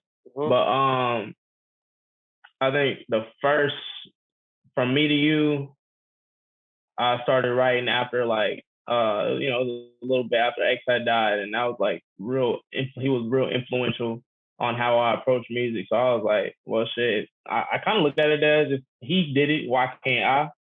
And so shit, I just started writing, and that was when From Me to You. From Me to You was my first song. Okay, fuck yeah. So this is unlike some rappers where you hear they've been doing this since they were 6, 7. This is like a fairly new thing for you. Yeah, it's fairly new, but my family, my dad had always like, I've always been surrounded by music, but writing music and all that is new, but I know music. So 100%. It just hell yeah. Okay, so that's dope as hell. Give us some of your influences that like inspired you to make music. We got Frank. You said give us some of like your rap influences, R&B. You know okay. Jazz. Yeah. So it's funny. I got actually quite a few. You know, Black Bear. Mm-hmm. Yeah, Black Bear definitely. I think I was 13 and I heard the I Don't Fucking Care. I did not know you. Okay, Black Bear is somebody that like I keep. That's like some of my like white people R&B electronic shit that I just listen to on the side that I fuck with. I ain't never talked to nobody about Black Bear. That's fucking dope. Hell yeah. Okay. That's the thing. You just got to be as versatile. Like I was, bro. When I was little, my dad would play like Nas and Jay-Z and 3 6 Mafia and all them. And then my mom, because she wasn't really liking rap, because she was like, oh, they talking about ass, money, and all that, like all the time. So she listened to the pop side. So then you had like the Panic at the Disco and all that. And then I found rock by myself because I used to look at AMVs like way back when they just used like Linkin Park in the end and all them for the AMVs. I just found rock by myself. So I was already just well versed in music. But yeah, Black Bear, J. Cole, as far as like content wise, not I wouldn't say the beats I choose and all that are J. Cole influence, but definitely like how I approach it and how I want whoever the listener, like I want you to like feel what I'm saying. Like, because you can make hype songs and you know what I'm saying, that's just a quick little pick me up, like, oh, okay, this song was cool. But the ones that really stick is the one that's like I felt it, I can connect with it. Yeah. 100%. Okay. Yeah, because I was about to say, not the J. Cole sound, but I definitely could see like the content wise, I definitely understand what you're saying. Fuck yeah. Okay. So, you go ahead. You have something else to say before I jump into it. Oh yeah, no. Yeah, Cole, and then I'm trying to, Linkin Park as far as, I didn't even tap into the rock side, but you're gonna see that later. Linkin Park, of course, Juice, RIP Juice. And then ultimately, like, X and Juice were the ones that I started realizing, like, because when I first heard X, I was like, okay, I might could do it. But then I saw what he was on, like, he had his own wave. I was like, nah, I can't do it. You feel me? Because he was his own, like, he just had his own way. He saw it. Yeah. But like Juice, when he started rapping, I heard Lucid Dream. I'm like, I said, I could do that shit. That shit hard. I could do it. So shit, I just did it. Fuck yeah, hell yeah. So I love the pure animation, pure imagination sample on From Me to You, bro. How you was able to put that on Apple Music, dog? What's up? That shit is. How you got the clearance for that, bro? You G14 certified? Like, what's up with that, bro? That shit is hard. I don't even, to be honest, we're going to keep it out on hush, but like, got you. I think the person who made that beat, Zevin is his name. I reached out to him, and this was before I know I started writing. I think I was a verse in to From Me to You, but I was like, oh, this is going to be hard. So I reached out to Zevin, and he was like, he told me this, he was like, he wanted to hear the song. So I got it recorded that shit in my dorm room. Shout out to Gustavo because I didn't have a mic and he just, hooked it up. But let's see, I finished the song, got it mixed, sent it to Zevin, and then he fucked with it. And then after that, like, I think I uploaded it, through distro. Just got put on everything without getting taken down. So fuck yeah. Well, shout out to Devin because that beat is hard. The content you was spitting was hard. I'm a big Willy Wonka, the OG fan. So when I heard that, I was like, okay. I see him out here. This shit is tight. So I'm gonna transition from From Me to You to sounds like you should hear. From sounds you should hear to Wander. I'm gonna transition back and forth. So the first thing I got is number one, Suicide Living. You talked about now the loss. Was that the loss of your father? Yeah. Talk to me about that, man. I'm sorry to hear about that because you really just go into that. And I just basically want to ask you, are you okay? And how did overcoming the loss of your father really help you with music? And do you use that to inspire you? Yeah. So thank you for that. I'm okay. Yeah, I'm okay. I had to ask, bro, because when I heard about you taking trips with your stepdad and your mom to Tennessee and how it wasn't the same, like that was the first thing I had to ask. Yeah, it was. I feel like I'm okay. I'm okay as like I can be. I don't think you ever really heal after like something like that happens. You just kind of, they say like time heals. You just kind of deal with it almost. But it was real. Like it was real random. It wasn't even like I expected. It was just like I got home one day. I don't feel like going to the pool. No, yeah, you don't have to go too deep. I just want to know about from the music side. Yeah, you don't have to go into like Okay, yeah. So it was on some random shit. That basically was, he passed away, and I was like,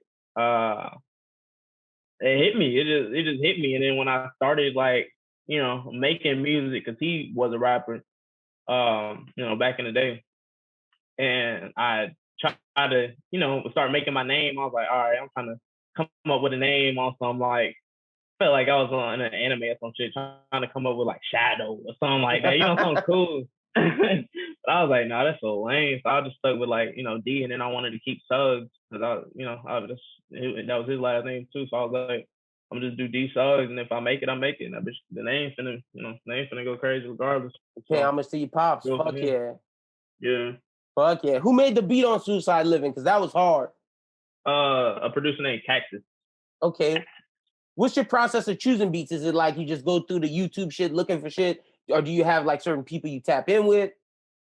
Oh yeah, I got most of the time in the beginning, especially Sound You Should Hear, and then some songs off of Wanderer, it was YouTube beats. Like I don't really know like I guess when I'm looking for beats, I had like that feeling. It's just like a feeling. I'm like, oh, I can make a song with this. I heard the Suicide Living, and that was like that. Suicide Living was my last recorded song. Like, and I just heard it, hurried up and made a song, went to Ben's house, recorded and put it on there, and that was the album or EP. But if I don't do YouTube, either I'll tap in with some Lafayette producers. Shout out Nick Grand, Nick White. They definitely they be sending me beats and we link up and make some hits. Or producers that's overseas that's in the works right now. But as far as like the recent 2 projects, it's just been YouTube beats and Lafayette producers. So 100%. So what's working with Ben like? Because Crazy Thoughts was hard. Every time y'all linked on Sounds You Should Hear. Y'all linked on his project, and then I think y'all's best link up is either the one on his or Crazy Thoughts. I love Crazy Thoughts. Yeah, I appreciate that. Me and Ben, we've definitely made some hits and it just be on the most like randomest nights. Like Crazy Thoughts, I think I just got, where did I just come from?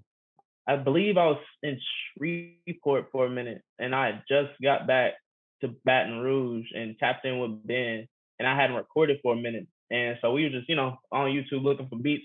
I was like, shit, ain't nothing hitting for real. And he was like, shit, I already got this, I already got something, laid down, and you could, go on it if you want to.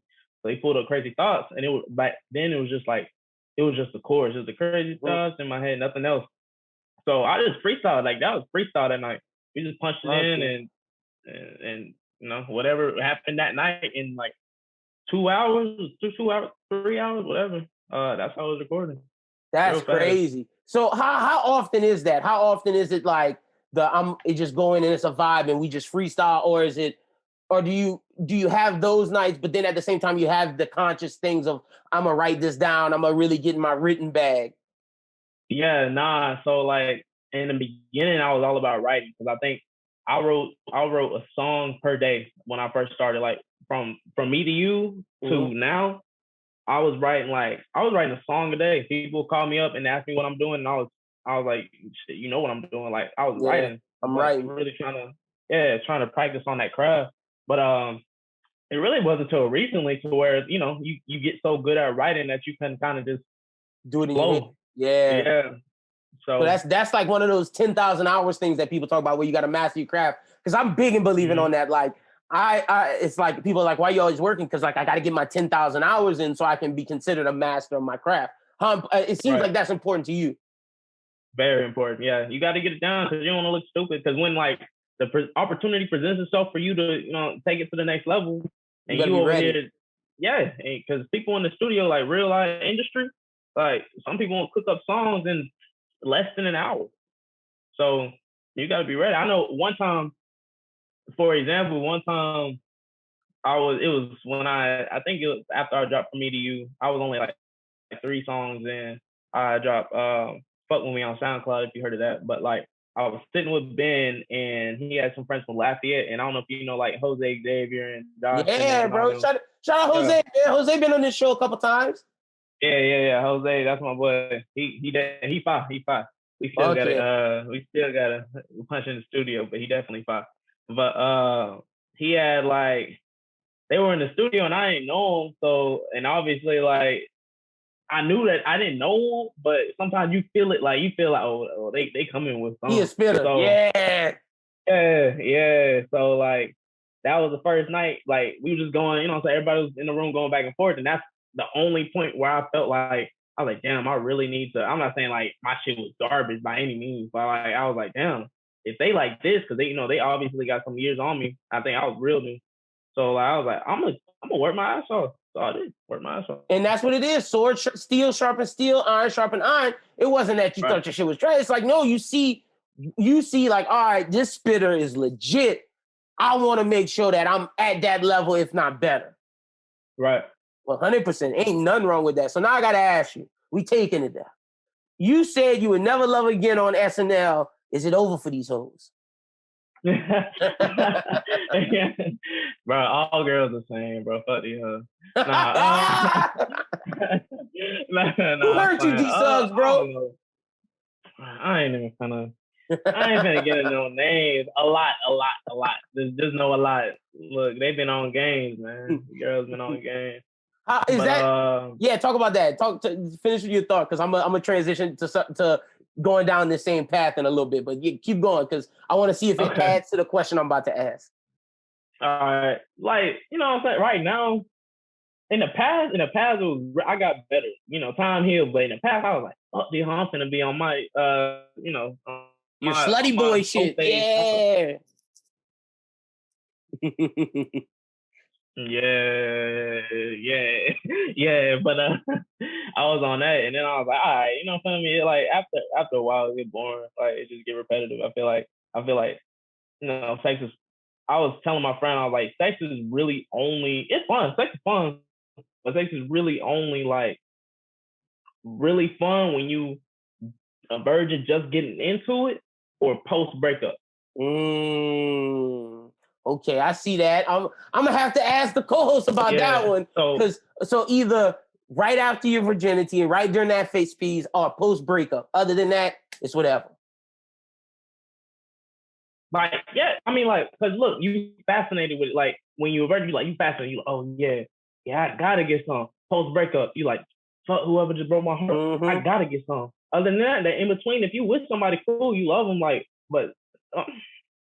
If you love them, then yeah, sex is gonna be good. But like what I'm saying, like when you're in a whole phase, it just after so much, it just I hate to say it, but it's just like it feels like a body at that point. Like I think I said in Confessions, I forgot what the hell I said in Confessions, but like it was basically getting to the point to where it was like, yeah, you getting girls, but it's like who is here to stay? And that's what I said all that to say. D Suggs looking for somebody to love. I see you. Look, I see in you. The future. Look. All you ladies out there with that wop, hit up D Suggs, because he said when it's in the beginning period, in the middle period, y'all not doing y'all thing. It's not worth it for him right now. It's just a body. So when you get them fire with that wop, y'all go put that on my man D Suggs. Man, look, you heard him. I ain't gonna speak on it, but you heard him. Okay, so how hard is it being, because you're a rapper that raps about your feelings. You're a rapper that raps about your feelings and what's going on. How hard is it to tell certain stories that may involve people? Good question. Because I know family don't really care, but I'm talking about like the women, the friends. Yeah, in the beginning, I tried not to do it. I was like, all right, I'm not even gonna put names in it. I'm just gonna. I started pulling from like experiences I've had with like multiple girls. So like that way it wouldn't just be about one. Because if that one heard it, it'd be like, this is about me, blah blah blah blah. I ain't even trying to do all that. So I just pull. Okay, you did this. I did this with you.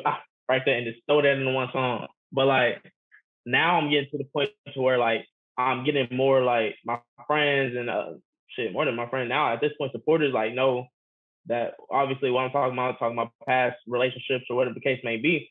So if I feel the need to put your name in the song, then I'm gonna put your name in the song. But I feel like I'm only gonna put your name in the song if you really piss me off. Like some Janisas like, better be careful. The Lisa Janisas, y'all out there trying to hurt my man D Suggs, you gonna get name dropped. I swear. But I don't know. Other than that, like, I ain't about to name drop, but it is fairly it's easy now. Now that I'm like reflecting, talking to you about it, like in the beginning it was a little bit hard. I don't know if I could do all that, or it's just hard to put what I'm feeling down on paper. But now it's just it's definitely easier. What made you choose? Talk to me about Shogun Row, because I never heard about him. What made you choose him to put on the song? I get the Ben relationship. Y'all in a label together, and I'm gonna get y'all thoughts on y'all's group and y'all's team. But tell me about just the relationship with Shogun Row. Yeah, Row cold to hell. Row is you ain't. I don't know if you heard or talked to Row. I do believe as far as melody and melodic rappers go, Row up there with Summers. Like as far as coming out of Lafayette, Row cold. But Row's in Empyrean. Okay, so y'all all together. Well, yeah, talk about the group then. Yeah, so Empyrean is like I kind of look at it as like before it was just Ben and Benny and AJ, and they had Ben asked me one night, he was like, if you want to be an Empyrean, I think that was after we recorded. I forgot what song we recorded. It was definitely it's old, like maybe a year and a half, 2 though. But he asked me if I want to be Empyrean. I was like, yeah. And then from then on, like we just kind of grew as a group. And then Ro is from Lafayette, so Ro heard about us and wanted to join. So shit, he in the group, and then my boy. Fuck yeah, I'm about to check out Shogun Row. Rocco. Yeah, so now, are you from Lafayette or are you from BR? So that's the question. That's the question everybody want to answer. So I'm from neither. Oh, okay. But yeah, I put BFD in like my bios and shit. It's boy from everywhere. So like I'm a military bro. I was born in Shreveport, Louisiana, but I moved right after I was born. Okay. Like, moved to Turkey. How was that? How moving? No, but how was moving to all these different places? You said you moved to Turkey. Like, how was just being a military brat going from base to base? Shit, it was an experience. I feel like I've been on all coasts. It was definitely like I'm not mad about it. A lot of people feel some type of way about moving all their life, but I enjoyed it. Like now, I don't like sitting in one place for too long. It was definitely like I learned a lot when I was in Virginia, learned a lot when I was in Vegas, learned a lot when I was, in Alabama or Louisiana. Like I realized like there's so much more to the world than that small town mindset. That small town mentality, yeah. Yeah, there's so much more. So I realized early on. Yeah. So I realized early on, like sky's the limit for real, just off of meeting so many people that was like real like impactful towards just my overall like experience growing up. Because I don't really like I don't identify with the place for real. I just moved so much. I don't identify with any place. I don't even identify with like what I'm saying. I was born in Shreveport, but I'm not finna like claim Shreveport.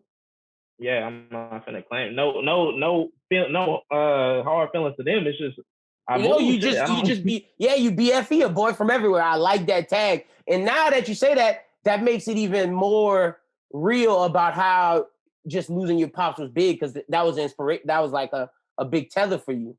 Like it was just about y'all's family. Like it wasn't about the city, the friends that you had in one city. It was like your family was that important thing that was the glue to everything.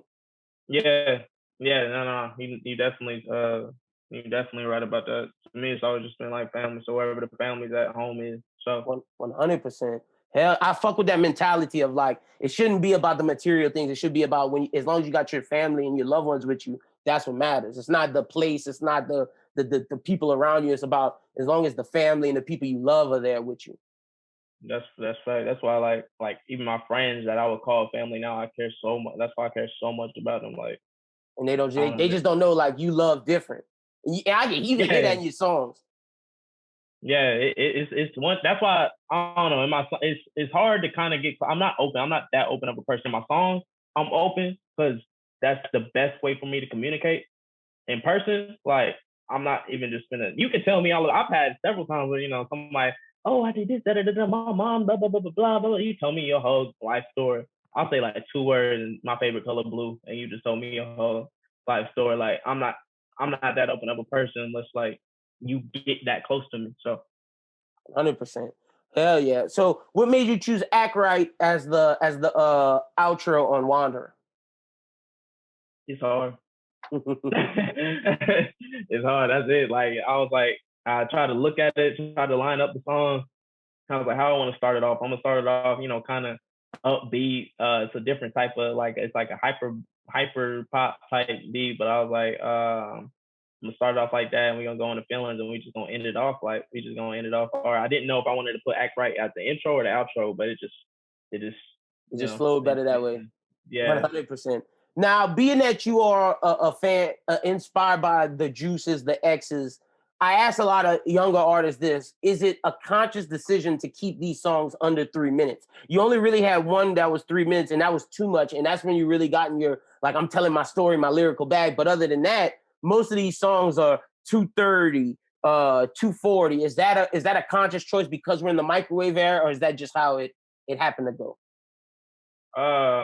Sometimes it's actually no. Most of the time it's a conscious choice because so the human attention span is very short, especially now because like Instagram, Twitter, all that is very short. Nobody want to sit there, especially when you an underground artist talking about, can you listen to my music, blah blah blah blah blah, trying to get yourself heard. If you're not coming with heat within that first 30 seconds, 15. Yeah.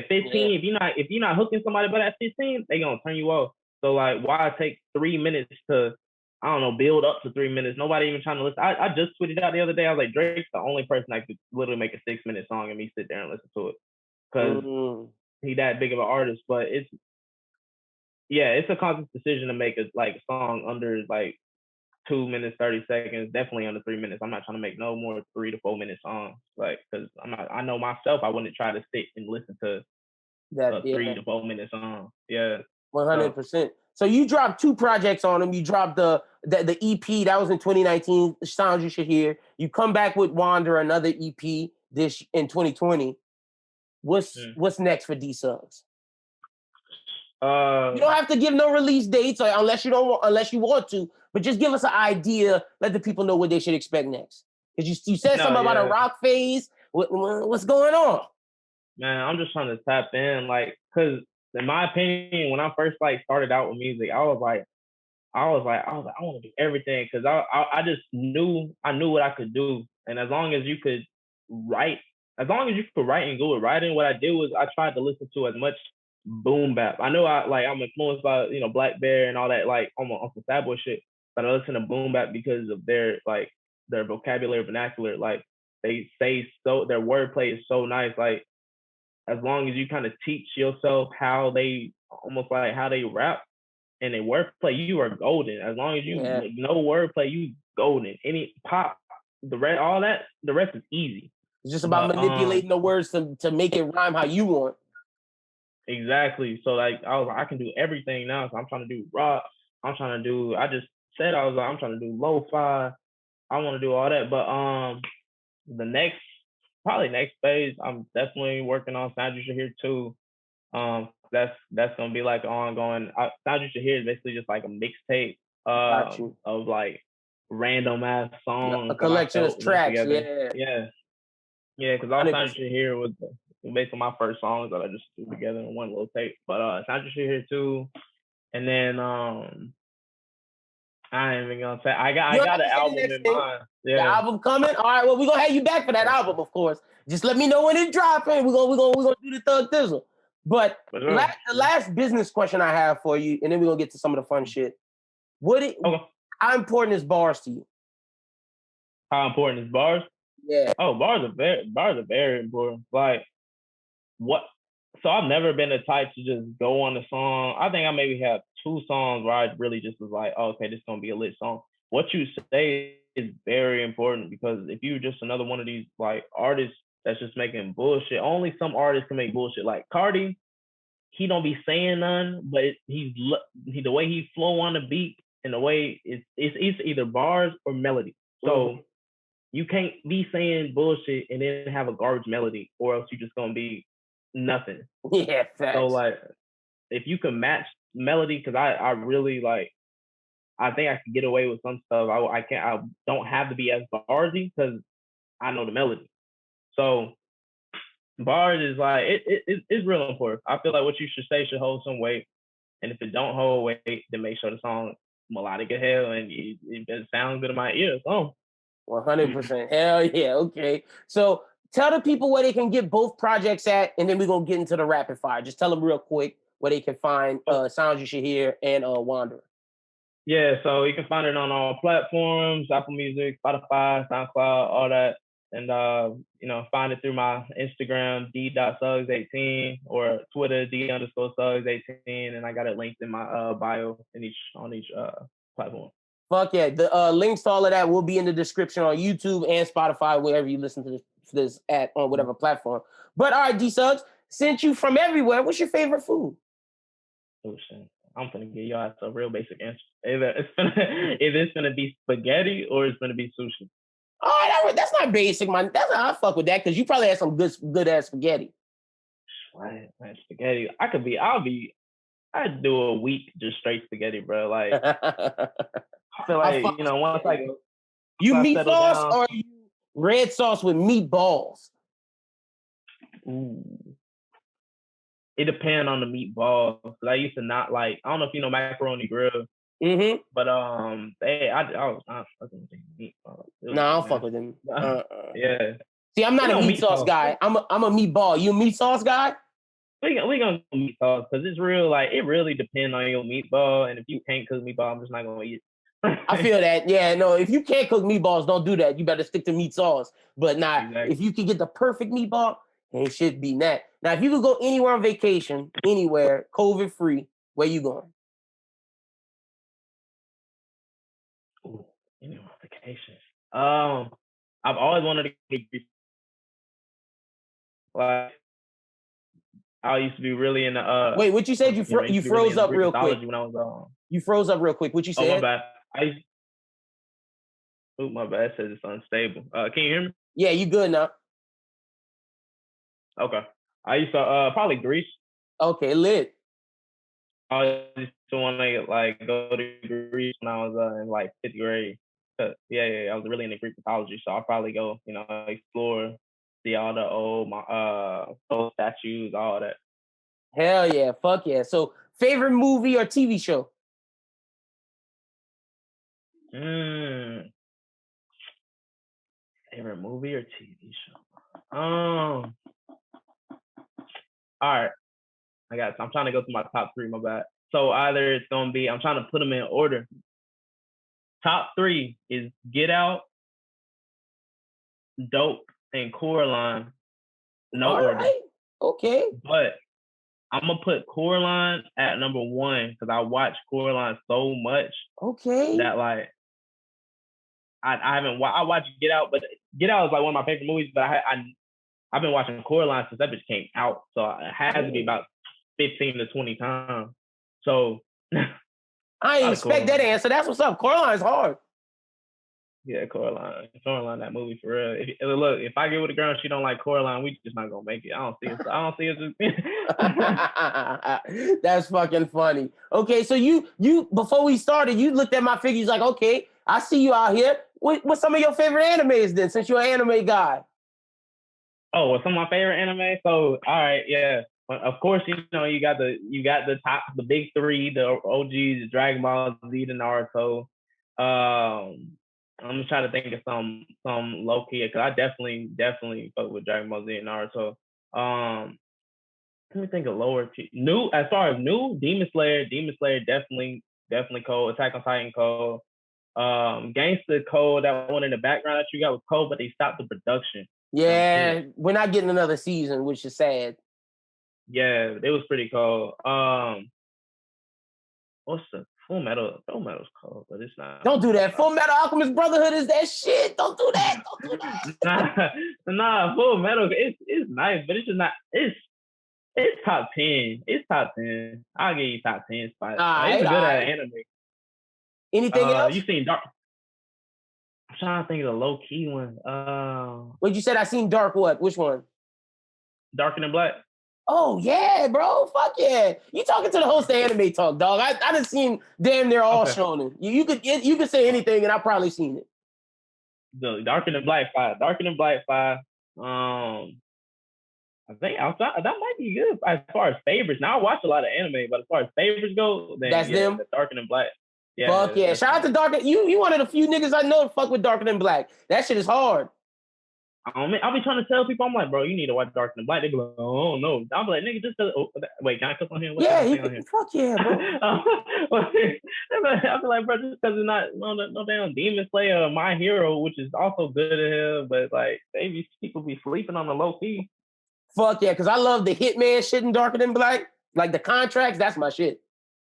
Bro, speaking of anime, when I was little, like I used to watch so much that I came up with like my own little concept, and like I made my character whose name was Donovan. You know, I had to give it my name. So like the name was Donovan was like his character mode was exactly like the one off of Noragami. Okay, real. Yeah. I was like, oh, that's you need to save that idea for when you have an album and you could do like a little whole concept project. Look, that'd be fun. Look, I'm not gonna lie to him. I got you. Just let me know, and we could write something up. Just let me know. Hey, say less. I'm gonna tap in with you. Fuck yeah. Okay. Okay. The final question we got is: if you're the writer, director, producer to the D Suggs movie, how do you want it to end? That's a good question. How I want to end. Okay, so weird take. I don't want to make this super dark. Okay. But when I was little, or not even when I was little, since I was little, I didn't really see my life past 26, 27. I don't know why. It's just I don't know if it's like I just can't imagine it right now or what. But I've always been like, if I go out, I'll just go out young. But if I go out young, it's gonna be like a blaze of glory young type shit. So where it's like I do what I want. Damn, I can't write no damn ending, but like, cause I really want to give you like, I'm gonna be doing this and be listening to this and all that, but like I can't. But like I do on some blaze of glory, just go out like a legend type shit on some not suicide. Not I was about to say not on some Kurt Cobain shit, but not suicide. You know what I'm saying? Just like you just want to go out in a blaze of glory. Like you just want to make it where everybody knows it's legendary. But I'm gonna say this: I don't want you going out at 27. I want if you going out at a blaze of glory, let it be in your old age. Man, I hope so. And I don't know. Like I said, I was, if I make it, then I'll make it, and I'll definitely be glad that I made it. But we gonna see. 100%. But tell the people where they can follow you at on social media, D Suggs, and tell them again where they can get the projects. Okay, yeah. You can find me at D_Suggs18 on Twitter, D.Suggs18 on Instagram. That 18 gonna mean something. I didn't look. Okay. 18 means something. But next little interview we'll do, I'll let you know. But fuck yeah. Yeah, and then you can listen to it on all platforms, like I said, Apple, Spotify, YouTube, SoundCloud, etc. We got to figure out what that 18 means. Don't worry, I'm gonna come up with somebody next time. I'm gonna have a guest. I'm gonna have a guest to the 18. That's probably gonna be the album title or something. Don't say nothing. Just know if I said it, I called it. But don't say nothing right now. We gonna see. We gonna see. It's gonna be a little something. Save the date. March 11th. March 11th. Save the date. All right. We gonna save that date. I'll say you called it. What you said? You said? I say you called it on March 11th. All right, bet. Hell yeah. Thank you, D Suggs, for coming on the show, man. I really, really appreciate it. We're going to finish up the show with Bros Who Ball. All righty, ladies and gentlemen, I want to say thank you to D Suggs for coming on the pod. We really appreciate it. It's that set time of the show called Bros Who Ball. Shuby, some big news today. How are you doing? I'm doing pretty well, man. It was a big sports weekend. I was out on the golf course today watching conference championship basketball, and LSU had a shot today. Oh, yeah, they did. I think they got a shot in the tournament too. We could talk about that. Yeah, I do. But yeah, I mean, it's exciting, and you'll get some NFL news as well. We're getting closer and closer to the draft. I'm about a month out now. Mm-hmm. So right just around excited the about all that. Free agency's about to start, and then the NBA is locked and loaded. Let's start real quick with college basketball. Who you feeling? I'm making my bracket as soon as I get up out of here. I think LSU can do some damage. LSU has a really great opportunity based on where they're seated. Mm-hmm. They're seated 8th. They're going to play St. Bonaventure first. That's a win. Then they would play probably with the 1 seeded Michigan, whose best player is out for the tournament. Hurt. So LSU could get the jump on them, puts them in the Sweet 16 from against either FSU, Georgetown, or Colorado. I think they could beat all of those teams. Mm-hmm. But it could go either way. And then that would just put them in the opportunity to go up against possibly Alabama, possibly Texas in the Elite 8 before going to the Final Four. So they have a shot. It's looking like it, man, because like their bracket, Texas or Bama, they're beatable. Okay, go LSU. I'm looking at the bracket right now. Crazy. That Michigan thing really helped them. Where did they put? Okay, they kept Cade Cunningham away from Gonzaga. Where'd they put him? Who's Cade Cunningham? The best player in the country for Oklahoma State. Oh yeah, Oklahoma State. Okay, they put him in the Illinois bracket. That's good for he could do some damage in that bracket. Because that's the Houston number 2 bracket. Houston number 2, yeah. Illinois number 1. I mean, I think that Illinois would probably win out of that. I just think they're if Michigan was fully healthy, I'd put them as the least great 1 seed. Like they're the 1 seed that like doesn't scare me, unlike a Baylor, unlike a Gonzaga. Yeah. Like I think the Zags are making it to the Final Four for sure. Yeah. I think Gonzaga is making it to the Final Four. They're gonna have a tough road though. I mean, let's say if you're looking at my bracket, they would play Oklahoma in the second round. Mm-hmm. Or Missouri. Either one's pretty tough. Then they would play in my bracket UVA. Oh, you got them beating Creighton. Well, but I'm just saying, Creighton too. I mean, Creighton would probably be a matchup more favorable for them. And then at the end of things, they'll play either a Kansas or an Iowa. Kansas on an off year. Iowa only has 1 good player. So I think that they're going to get through. The Baylor bracket's interesting to me. For me, at the end of that bracket, I have Baylor and Arkansas. Oh, okay. So you no faith in Ohio State? Oh, I mean, Ohio State's right there in the Sweet 16. I mean, they got a shot. Also, I want to see what Mac McClung does with Texas Tech. Yeah. They got a good draw playing my boy Utah State. McClung, so bro. He's got to do well against Arkansas. And he can maybe make some noise. That'll be a big game for him, for his draft stock. I'm just excited we got college basketball again.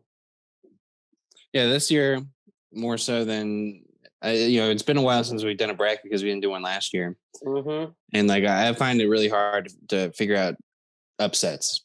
Like, there's just, like, I feel like the seeds pretty much match up from what I've seen is who is good and who is not good. And I feel like a team like UNC who's putting in there, like, is just legacy.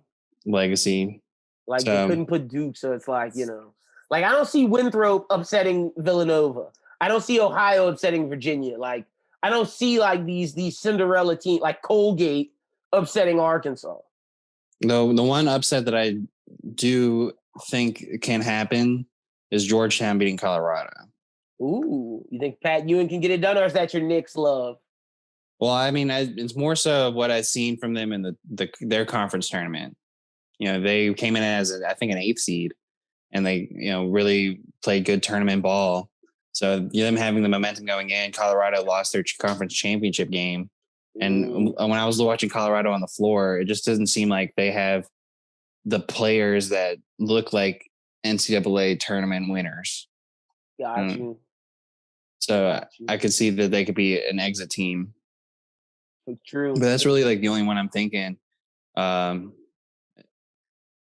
I don't see VCU over Oregon, maybe. Yeah, it's looking dry this year, but I'm excited. Going to stay on our bracket. Speaking on college basketball, have you started Last Chance U basketball? It's amazing. It's fucking amazing. Only the first episode. It is great. Oh my goodness. I'm loving this more than every season of football so far. I'm loving this. The coach is like a good dude. So like he's a pretty good dude, yeah. You can pull for the coach. The players have their problems, and like, boy, are their problems crazy. And it's just like, I didn't realize, like, see, Last Chance U basketball, guys. That's my thing with it. Like Last Chance U football, it's like, will Malik make it? Will this dude? It's like, this dude is like one of the best players who played against Ben Simmons and was on Dwayne Bacon's team with Oak Hill. Oak Hill's best player. He just tore his ACL one year, his MCL the next, and then got hooked to weed. But like, I hate the weed thing when people are like, "Yeah, I got hooked on the weed." It's just like, it's not like you're on fucking heroin, bro. No, what it was is he was self-admitting that he had an issue with self-control. That was what he was just admitting. Eating food, got to 300 pounds. Yeah. It was just eating. But he's a baller. Yeah, he's a baller. He's a straight baller. And then there's that one dude who was like a top prospect, but he was too stupid. Was just dumb. Yeah, it was just dumb. He couldn't do it. Dude's at USC now. Apparently he's gonna play next year. So like that's hype. And then the guy I feel bad for is the point guard whose mom and dad died, and dude's just alone. That shit broke my fucking heart. Hope that guy makes it. And he's a baller. He's a baller. That's what I'm saying. So it's like I'm loving it. I am following these kids' journey. I hope they win the tournament. Well, and that's the thing too, is that, with the Last Chance U football, a lot of them would be like, oh, they either don't make it or they do make it and they make it to like UAB, like they're not going to Auburn. USC. Like, sure, John Franklin went to Auburn that one time, but he didn't play. Yeah, no. So, like Joe Thomas is going to, the one person I do remember is Dakota Allen. He was in Last Chance U season 1 or 2, one of the Mississippi ones, and he's in the NFL. So, and he plays.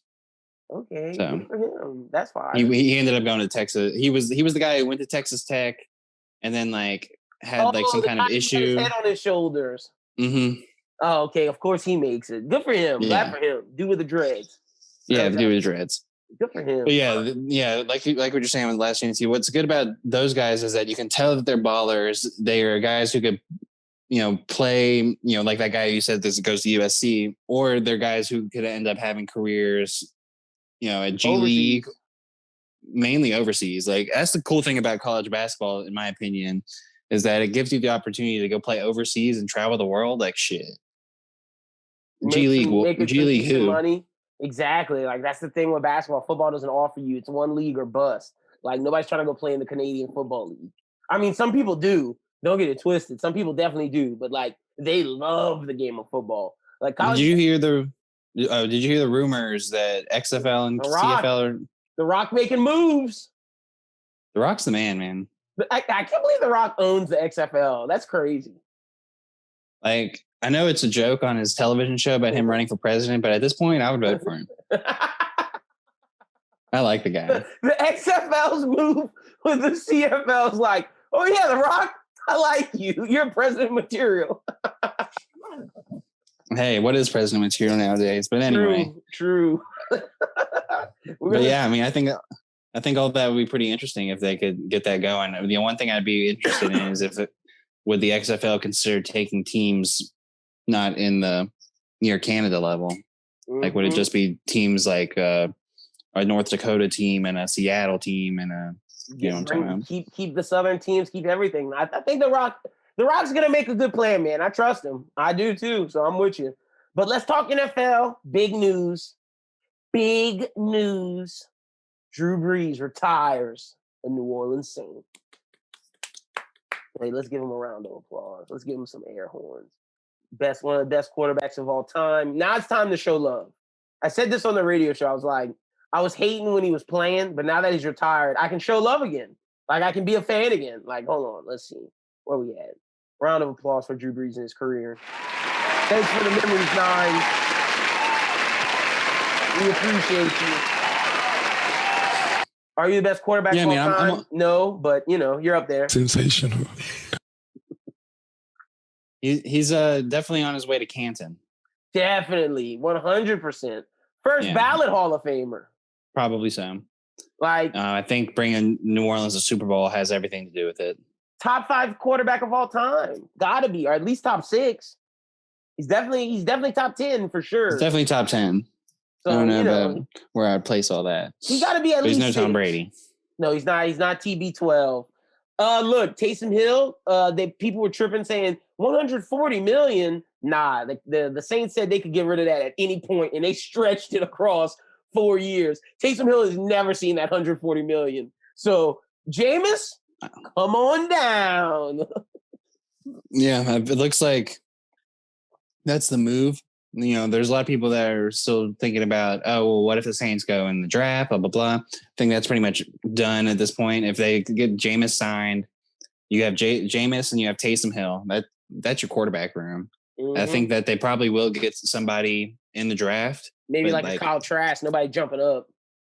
No, I even think even farther back than that. Maybe like a Sean Clifford, Penn State, or like a Felipe Franks, Arkansas, or somebody like throwing around Felipe Franks' name to the Saints. Bro, he balled. Look at the stats. So anyway, yeah, I think it'd be somebody they get 3rd or 4th round that they can put in the room. Because they got Tommy Stevens last year, and he was supposed to be like that gadget guy, Taysom Hill. But you got Taysom Hill now for 4 years, so. You don't need that. I would say you need someone that is like a passer. So maybe like you trade Taysom Hill for Russell Wilson, or is that just me being too optimistic as a Saints fan? I don't think that would go through. You know what I'm saying? I don't think that the Seahawks have any need for Taysom Hill. They wouldn't know how to use him. Like, would you trade him Taysom Hill and maybe like Marshawn Lattimore? Get Russ. that'd be great. I think the Russ move is going to happen. If we're getting closer to that. Oh, you think it's going to happen with somebody? I just don't think that. I think the bridge has been burned. It's the same deal with Deshaun. Like, I just don't think that he can go back. See, Deshaun, I think is done skis. I think Russ, they could still salvage it, but Deshaun's a no-go. It's over with. Yeah, I think with Deshaun, I think he's going to go to New York. The Jets. Yeah. Oh, okay. I'm still leaning because I think the Jets are gonna. Carolina's still possible, yeah. But I think get Teddy Bridgewater and some picks. It's too bad Russ doesn't want to go to the Jets because I feel like the Jets can make that happen. Yeah, they would do that instantly. He don't want to go there though, bro. He's not winning there, so wherever Sam Darnold goes, I'm excited to see because they're talking about him going to San Fran. That'd be phenomenal for him. I'm talking about him going to the Redskins, which would actually be a pretty big upgrade for the Redskins and make them a pretty big contender. And what was the other place that they were talking about him going to? Chicago. That'd be a good place for him as well, too. So, we got to keep our eye on it. Draft coming up, we'll do some draft coverage and whatnot, get everything situated for that. The other quarterback signing this week was Cam. Oh, yeah, Cam signed to the New England Patriots. Yes, he did. Team-friendly deal. But I figured that was happening after Cam went on the podcast and bigged up Belichick and the Patriots. Probably. I think that the sample size of what we had last year is hard to determine whether or not it was successful or not. Mm-hmm. Because it was a COVID year. Half the team for the Patriots opted out. Mm-hmm. Cam was out for COVID. He had COVID.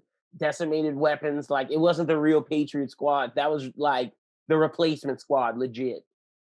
Yeah, what they need to do is they need to go get one good receiver. You can't get Allen Robinson. He got franchise tagged.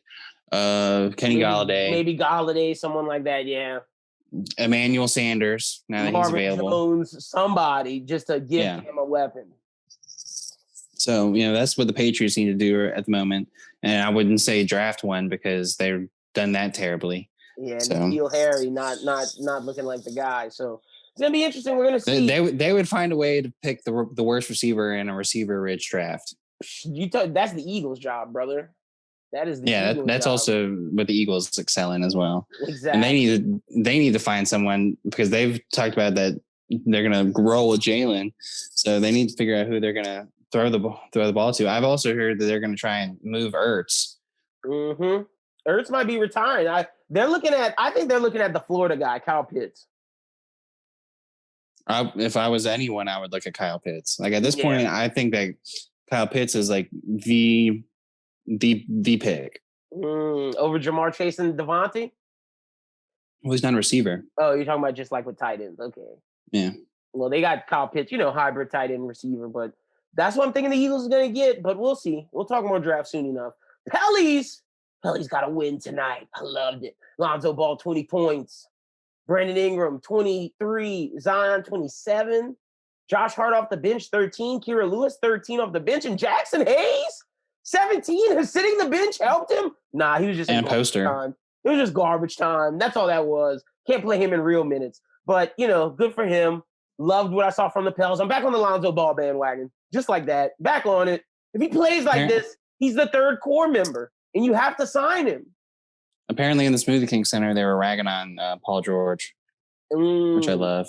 I love that. Calling him Pandemic P and shit. Loved it. Yeah. So, I'm happy the Pels got the dubs. But again, it's all about consistency and effort with them. Like, you lose to the Timberwolves by 30 points, but yet you beat the Clippers. It's like you have to play like this at every game. You can't take anyone lightly, and that's their problem. Yeah, I mean, there's no reason they should be behind Oklahoma City right now.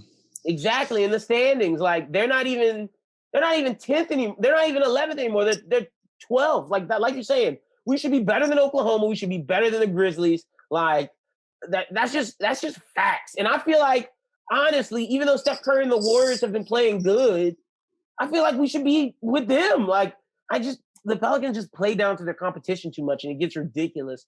But yeah, who was that really bad loss that they had the other day?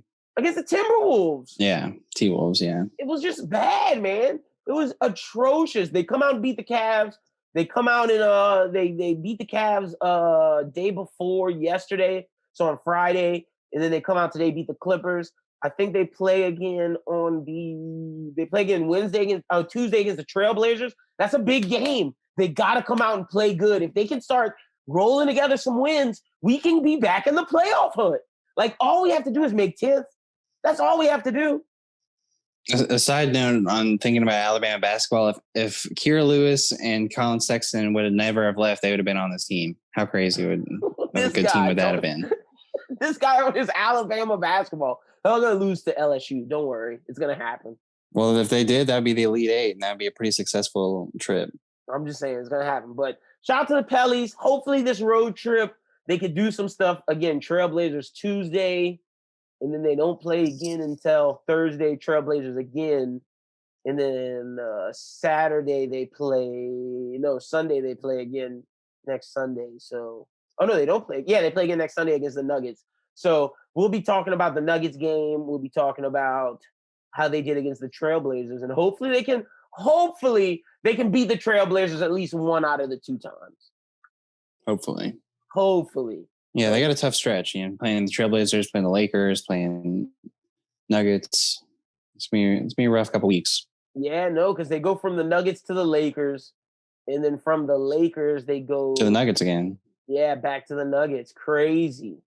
Ooh, they don't get a reprieve and then they play the Mavericks after the Nuggets again, and then they go to the Celtics. Like, it's about to be rough, bro. It's about to be rough for at least the next 2 weeks. So they better come correct.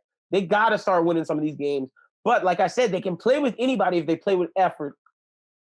Zion Williamson has shown night in, night out that he is a top player under 25. If he can get his defense together, he'll be the best player under 25. I stand by that. Like, I'm choosing him over Luka still, as much as I love Luka. What Zion Williamson has been doing has just been spectacular. His team just got to come together. Come together, Pelly's Lonzo. If you are consistent over these next 2 weeks, I swear to you, you get 20 mil. If he's consistent against Trailblazers, fucking Nuggets, Lakers, Nuggets, Celtics, Mavericks, he getting his money. If he scores 15 to 20 points in all of those games, he's getting his money. Yeah. That's the win streak that gets you to the playoffs. They got to do it. They put themselves in this hole. Hopefully they can. Also, I mean, now is the time to play the Lakers. Yep, get your wins while you can. And the Suns 2 seed. Chris Paul MVP. Didn't I say that last week? Yeah, you did.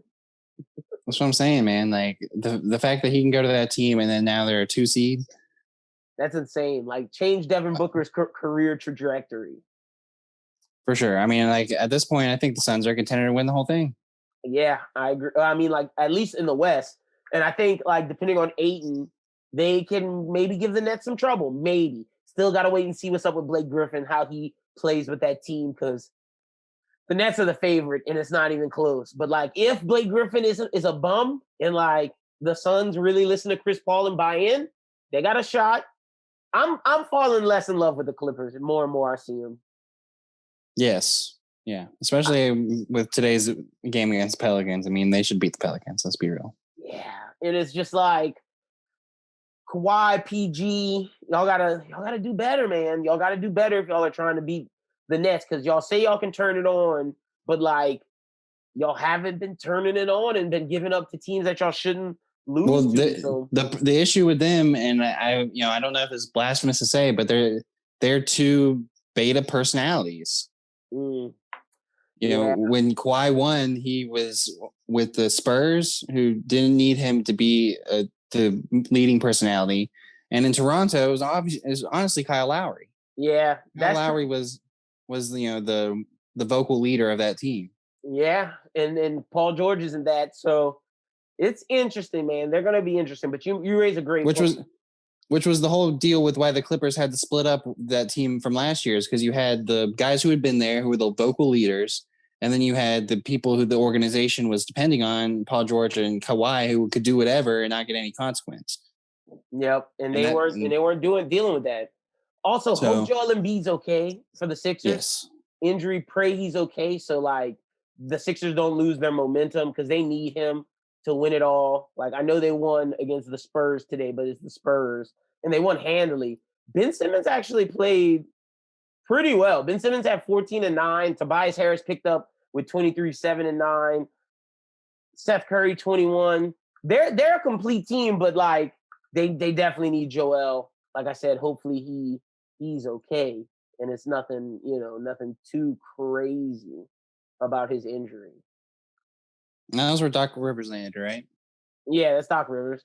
Apparently, he missed he just had a bone bruise, and he avoided major ligament damage, so that's good news for him.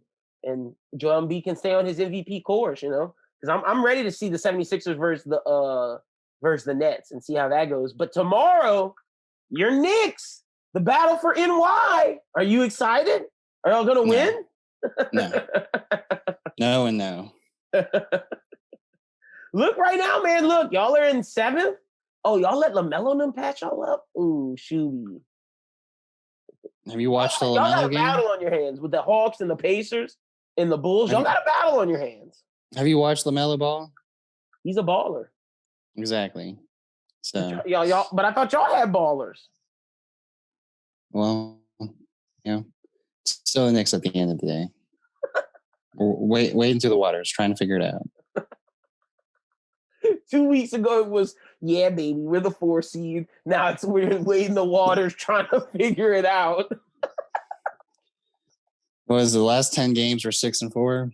Yeah. Julius better come on. Better pick it up if you want to re-sign that contract. No, I mean, they'll re-sign him. I mean, he's the best player on the team. But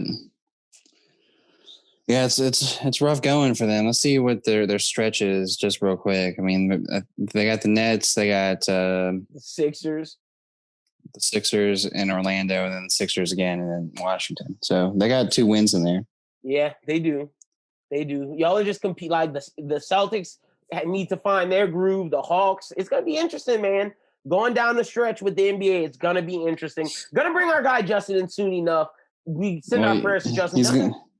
Justin was like sick for a little bit, bro, like in Florida, but he's good. He's good now. Didn't he have COVID? Yeah, he had COVID, bro. But Justin's good now, so he'll be back soon enough. He's out there coaching, winning games, though. Yeah. So I wanted to get him back on here so he can, talk to you about how you a couple weeks ago had the Hawks being like, look at the Hawks down there at 11th. And now they're up at 8th. Hey, they're gonna fall back. The Pacers are gonna take ahead of the Pacers. And what happened to the Pacers, man?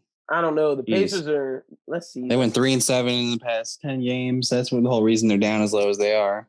They need some guard help. Karis LeVert needs to come on and figure his shit out with this team so they can start winning again. But the Pacers are gonna pass up the Hawks. I guarantee it. Just watch. Hawks are trash. But all right, Shuby, let's play our game. Let's see if you can guess the athlete. I'm putting 30 seconds on the clock. All right. Let me get one. Let me get one.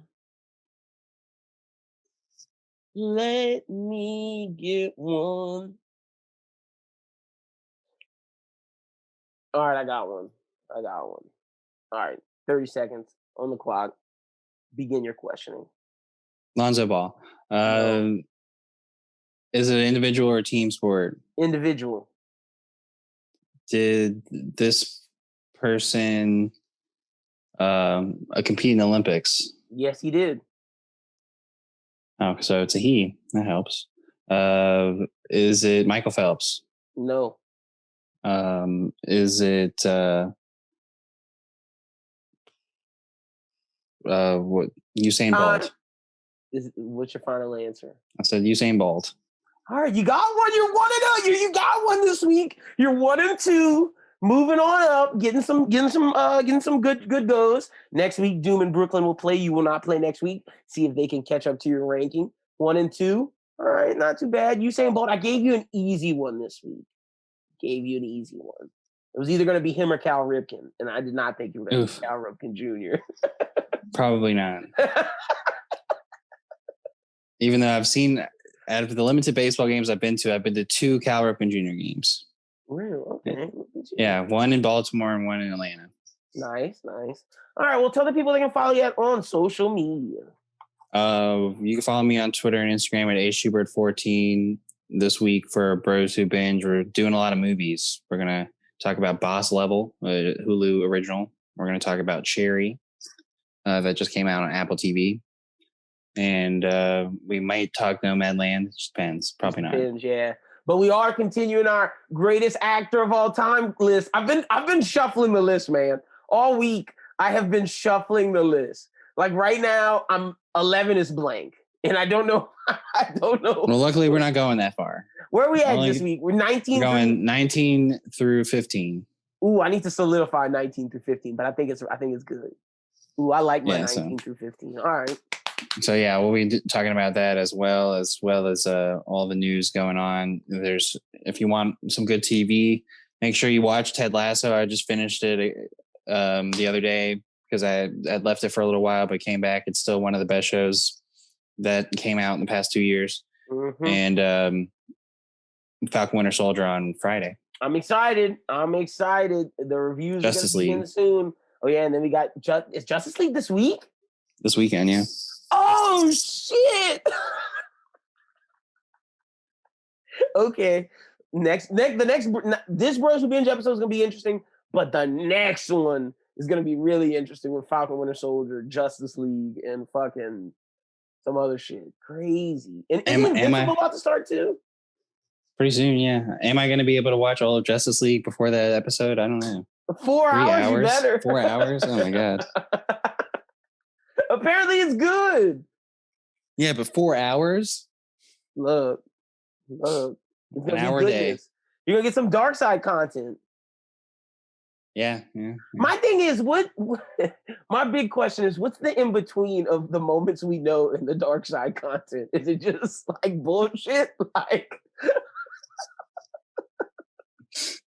did he film a whole new movie? Like, what am I expecting? That's what I'm wondering.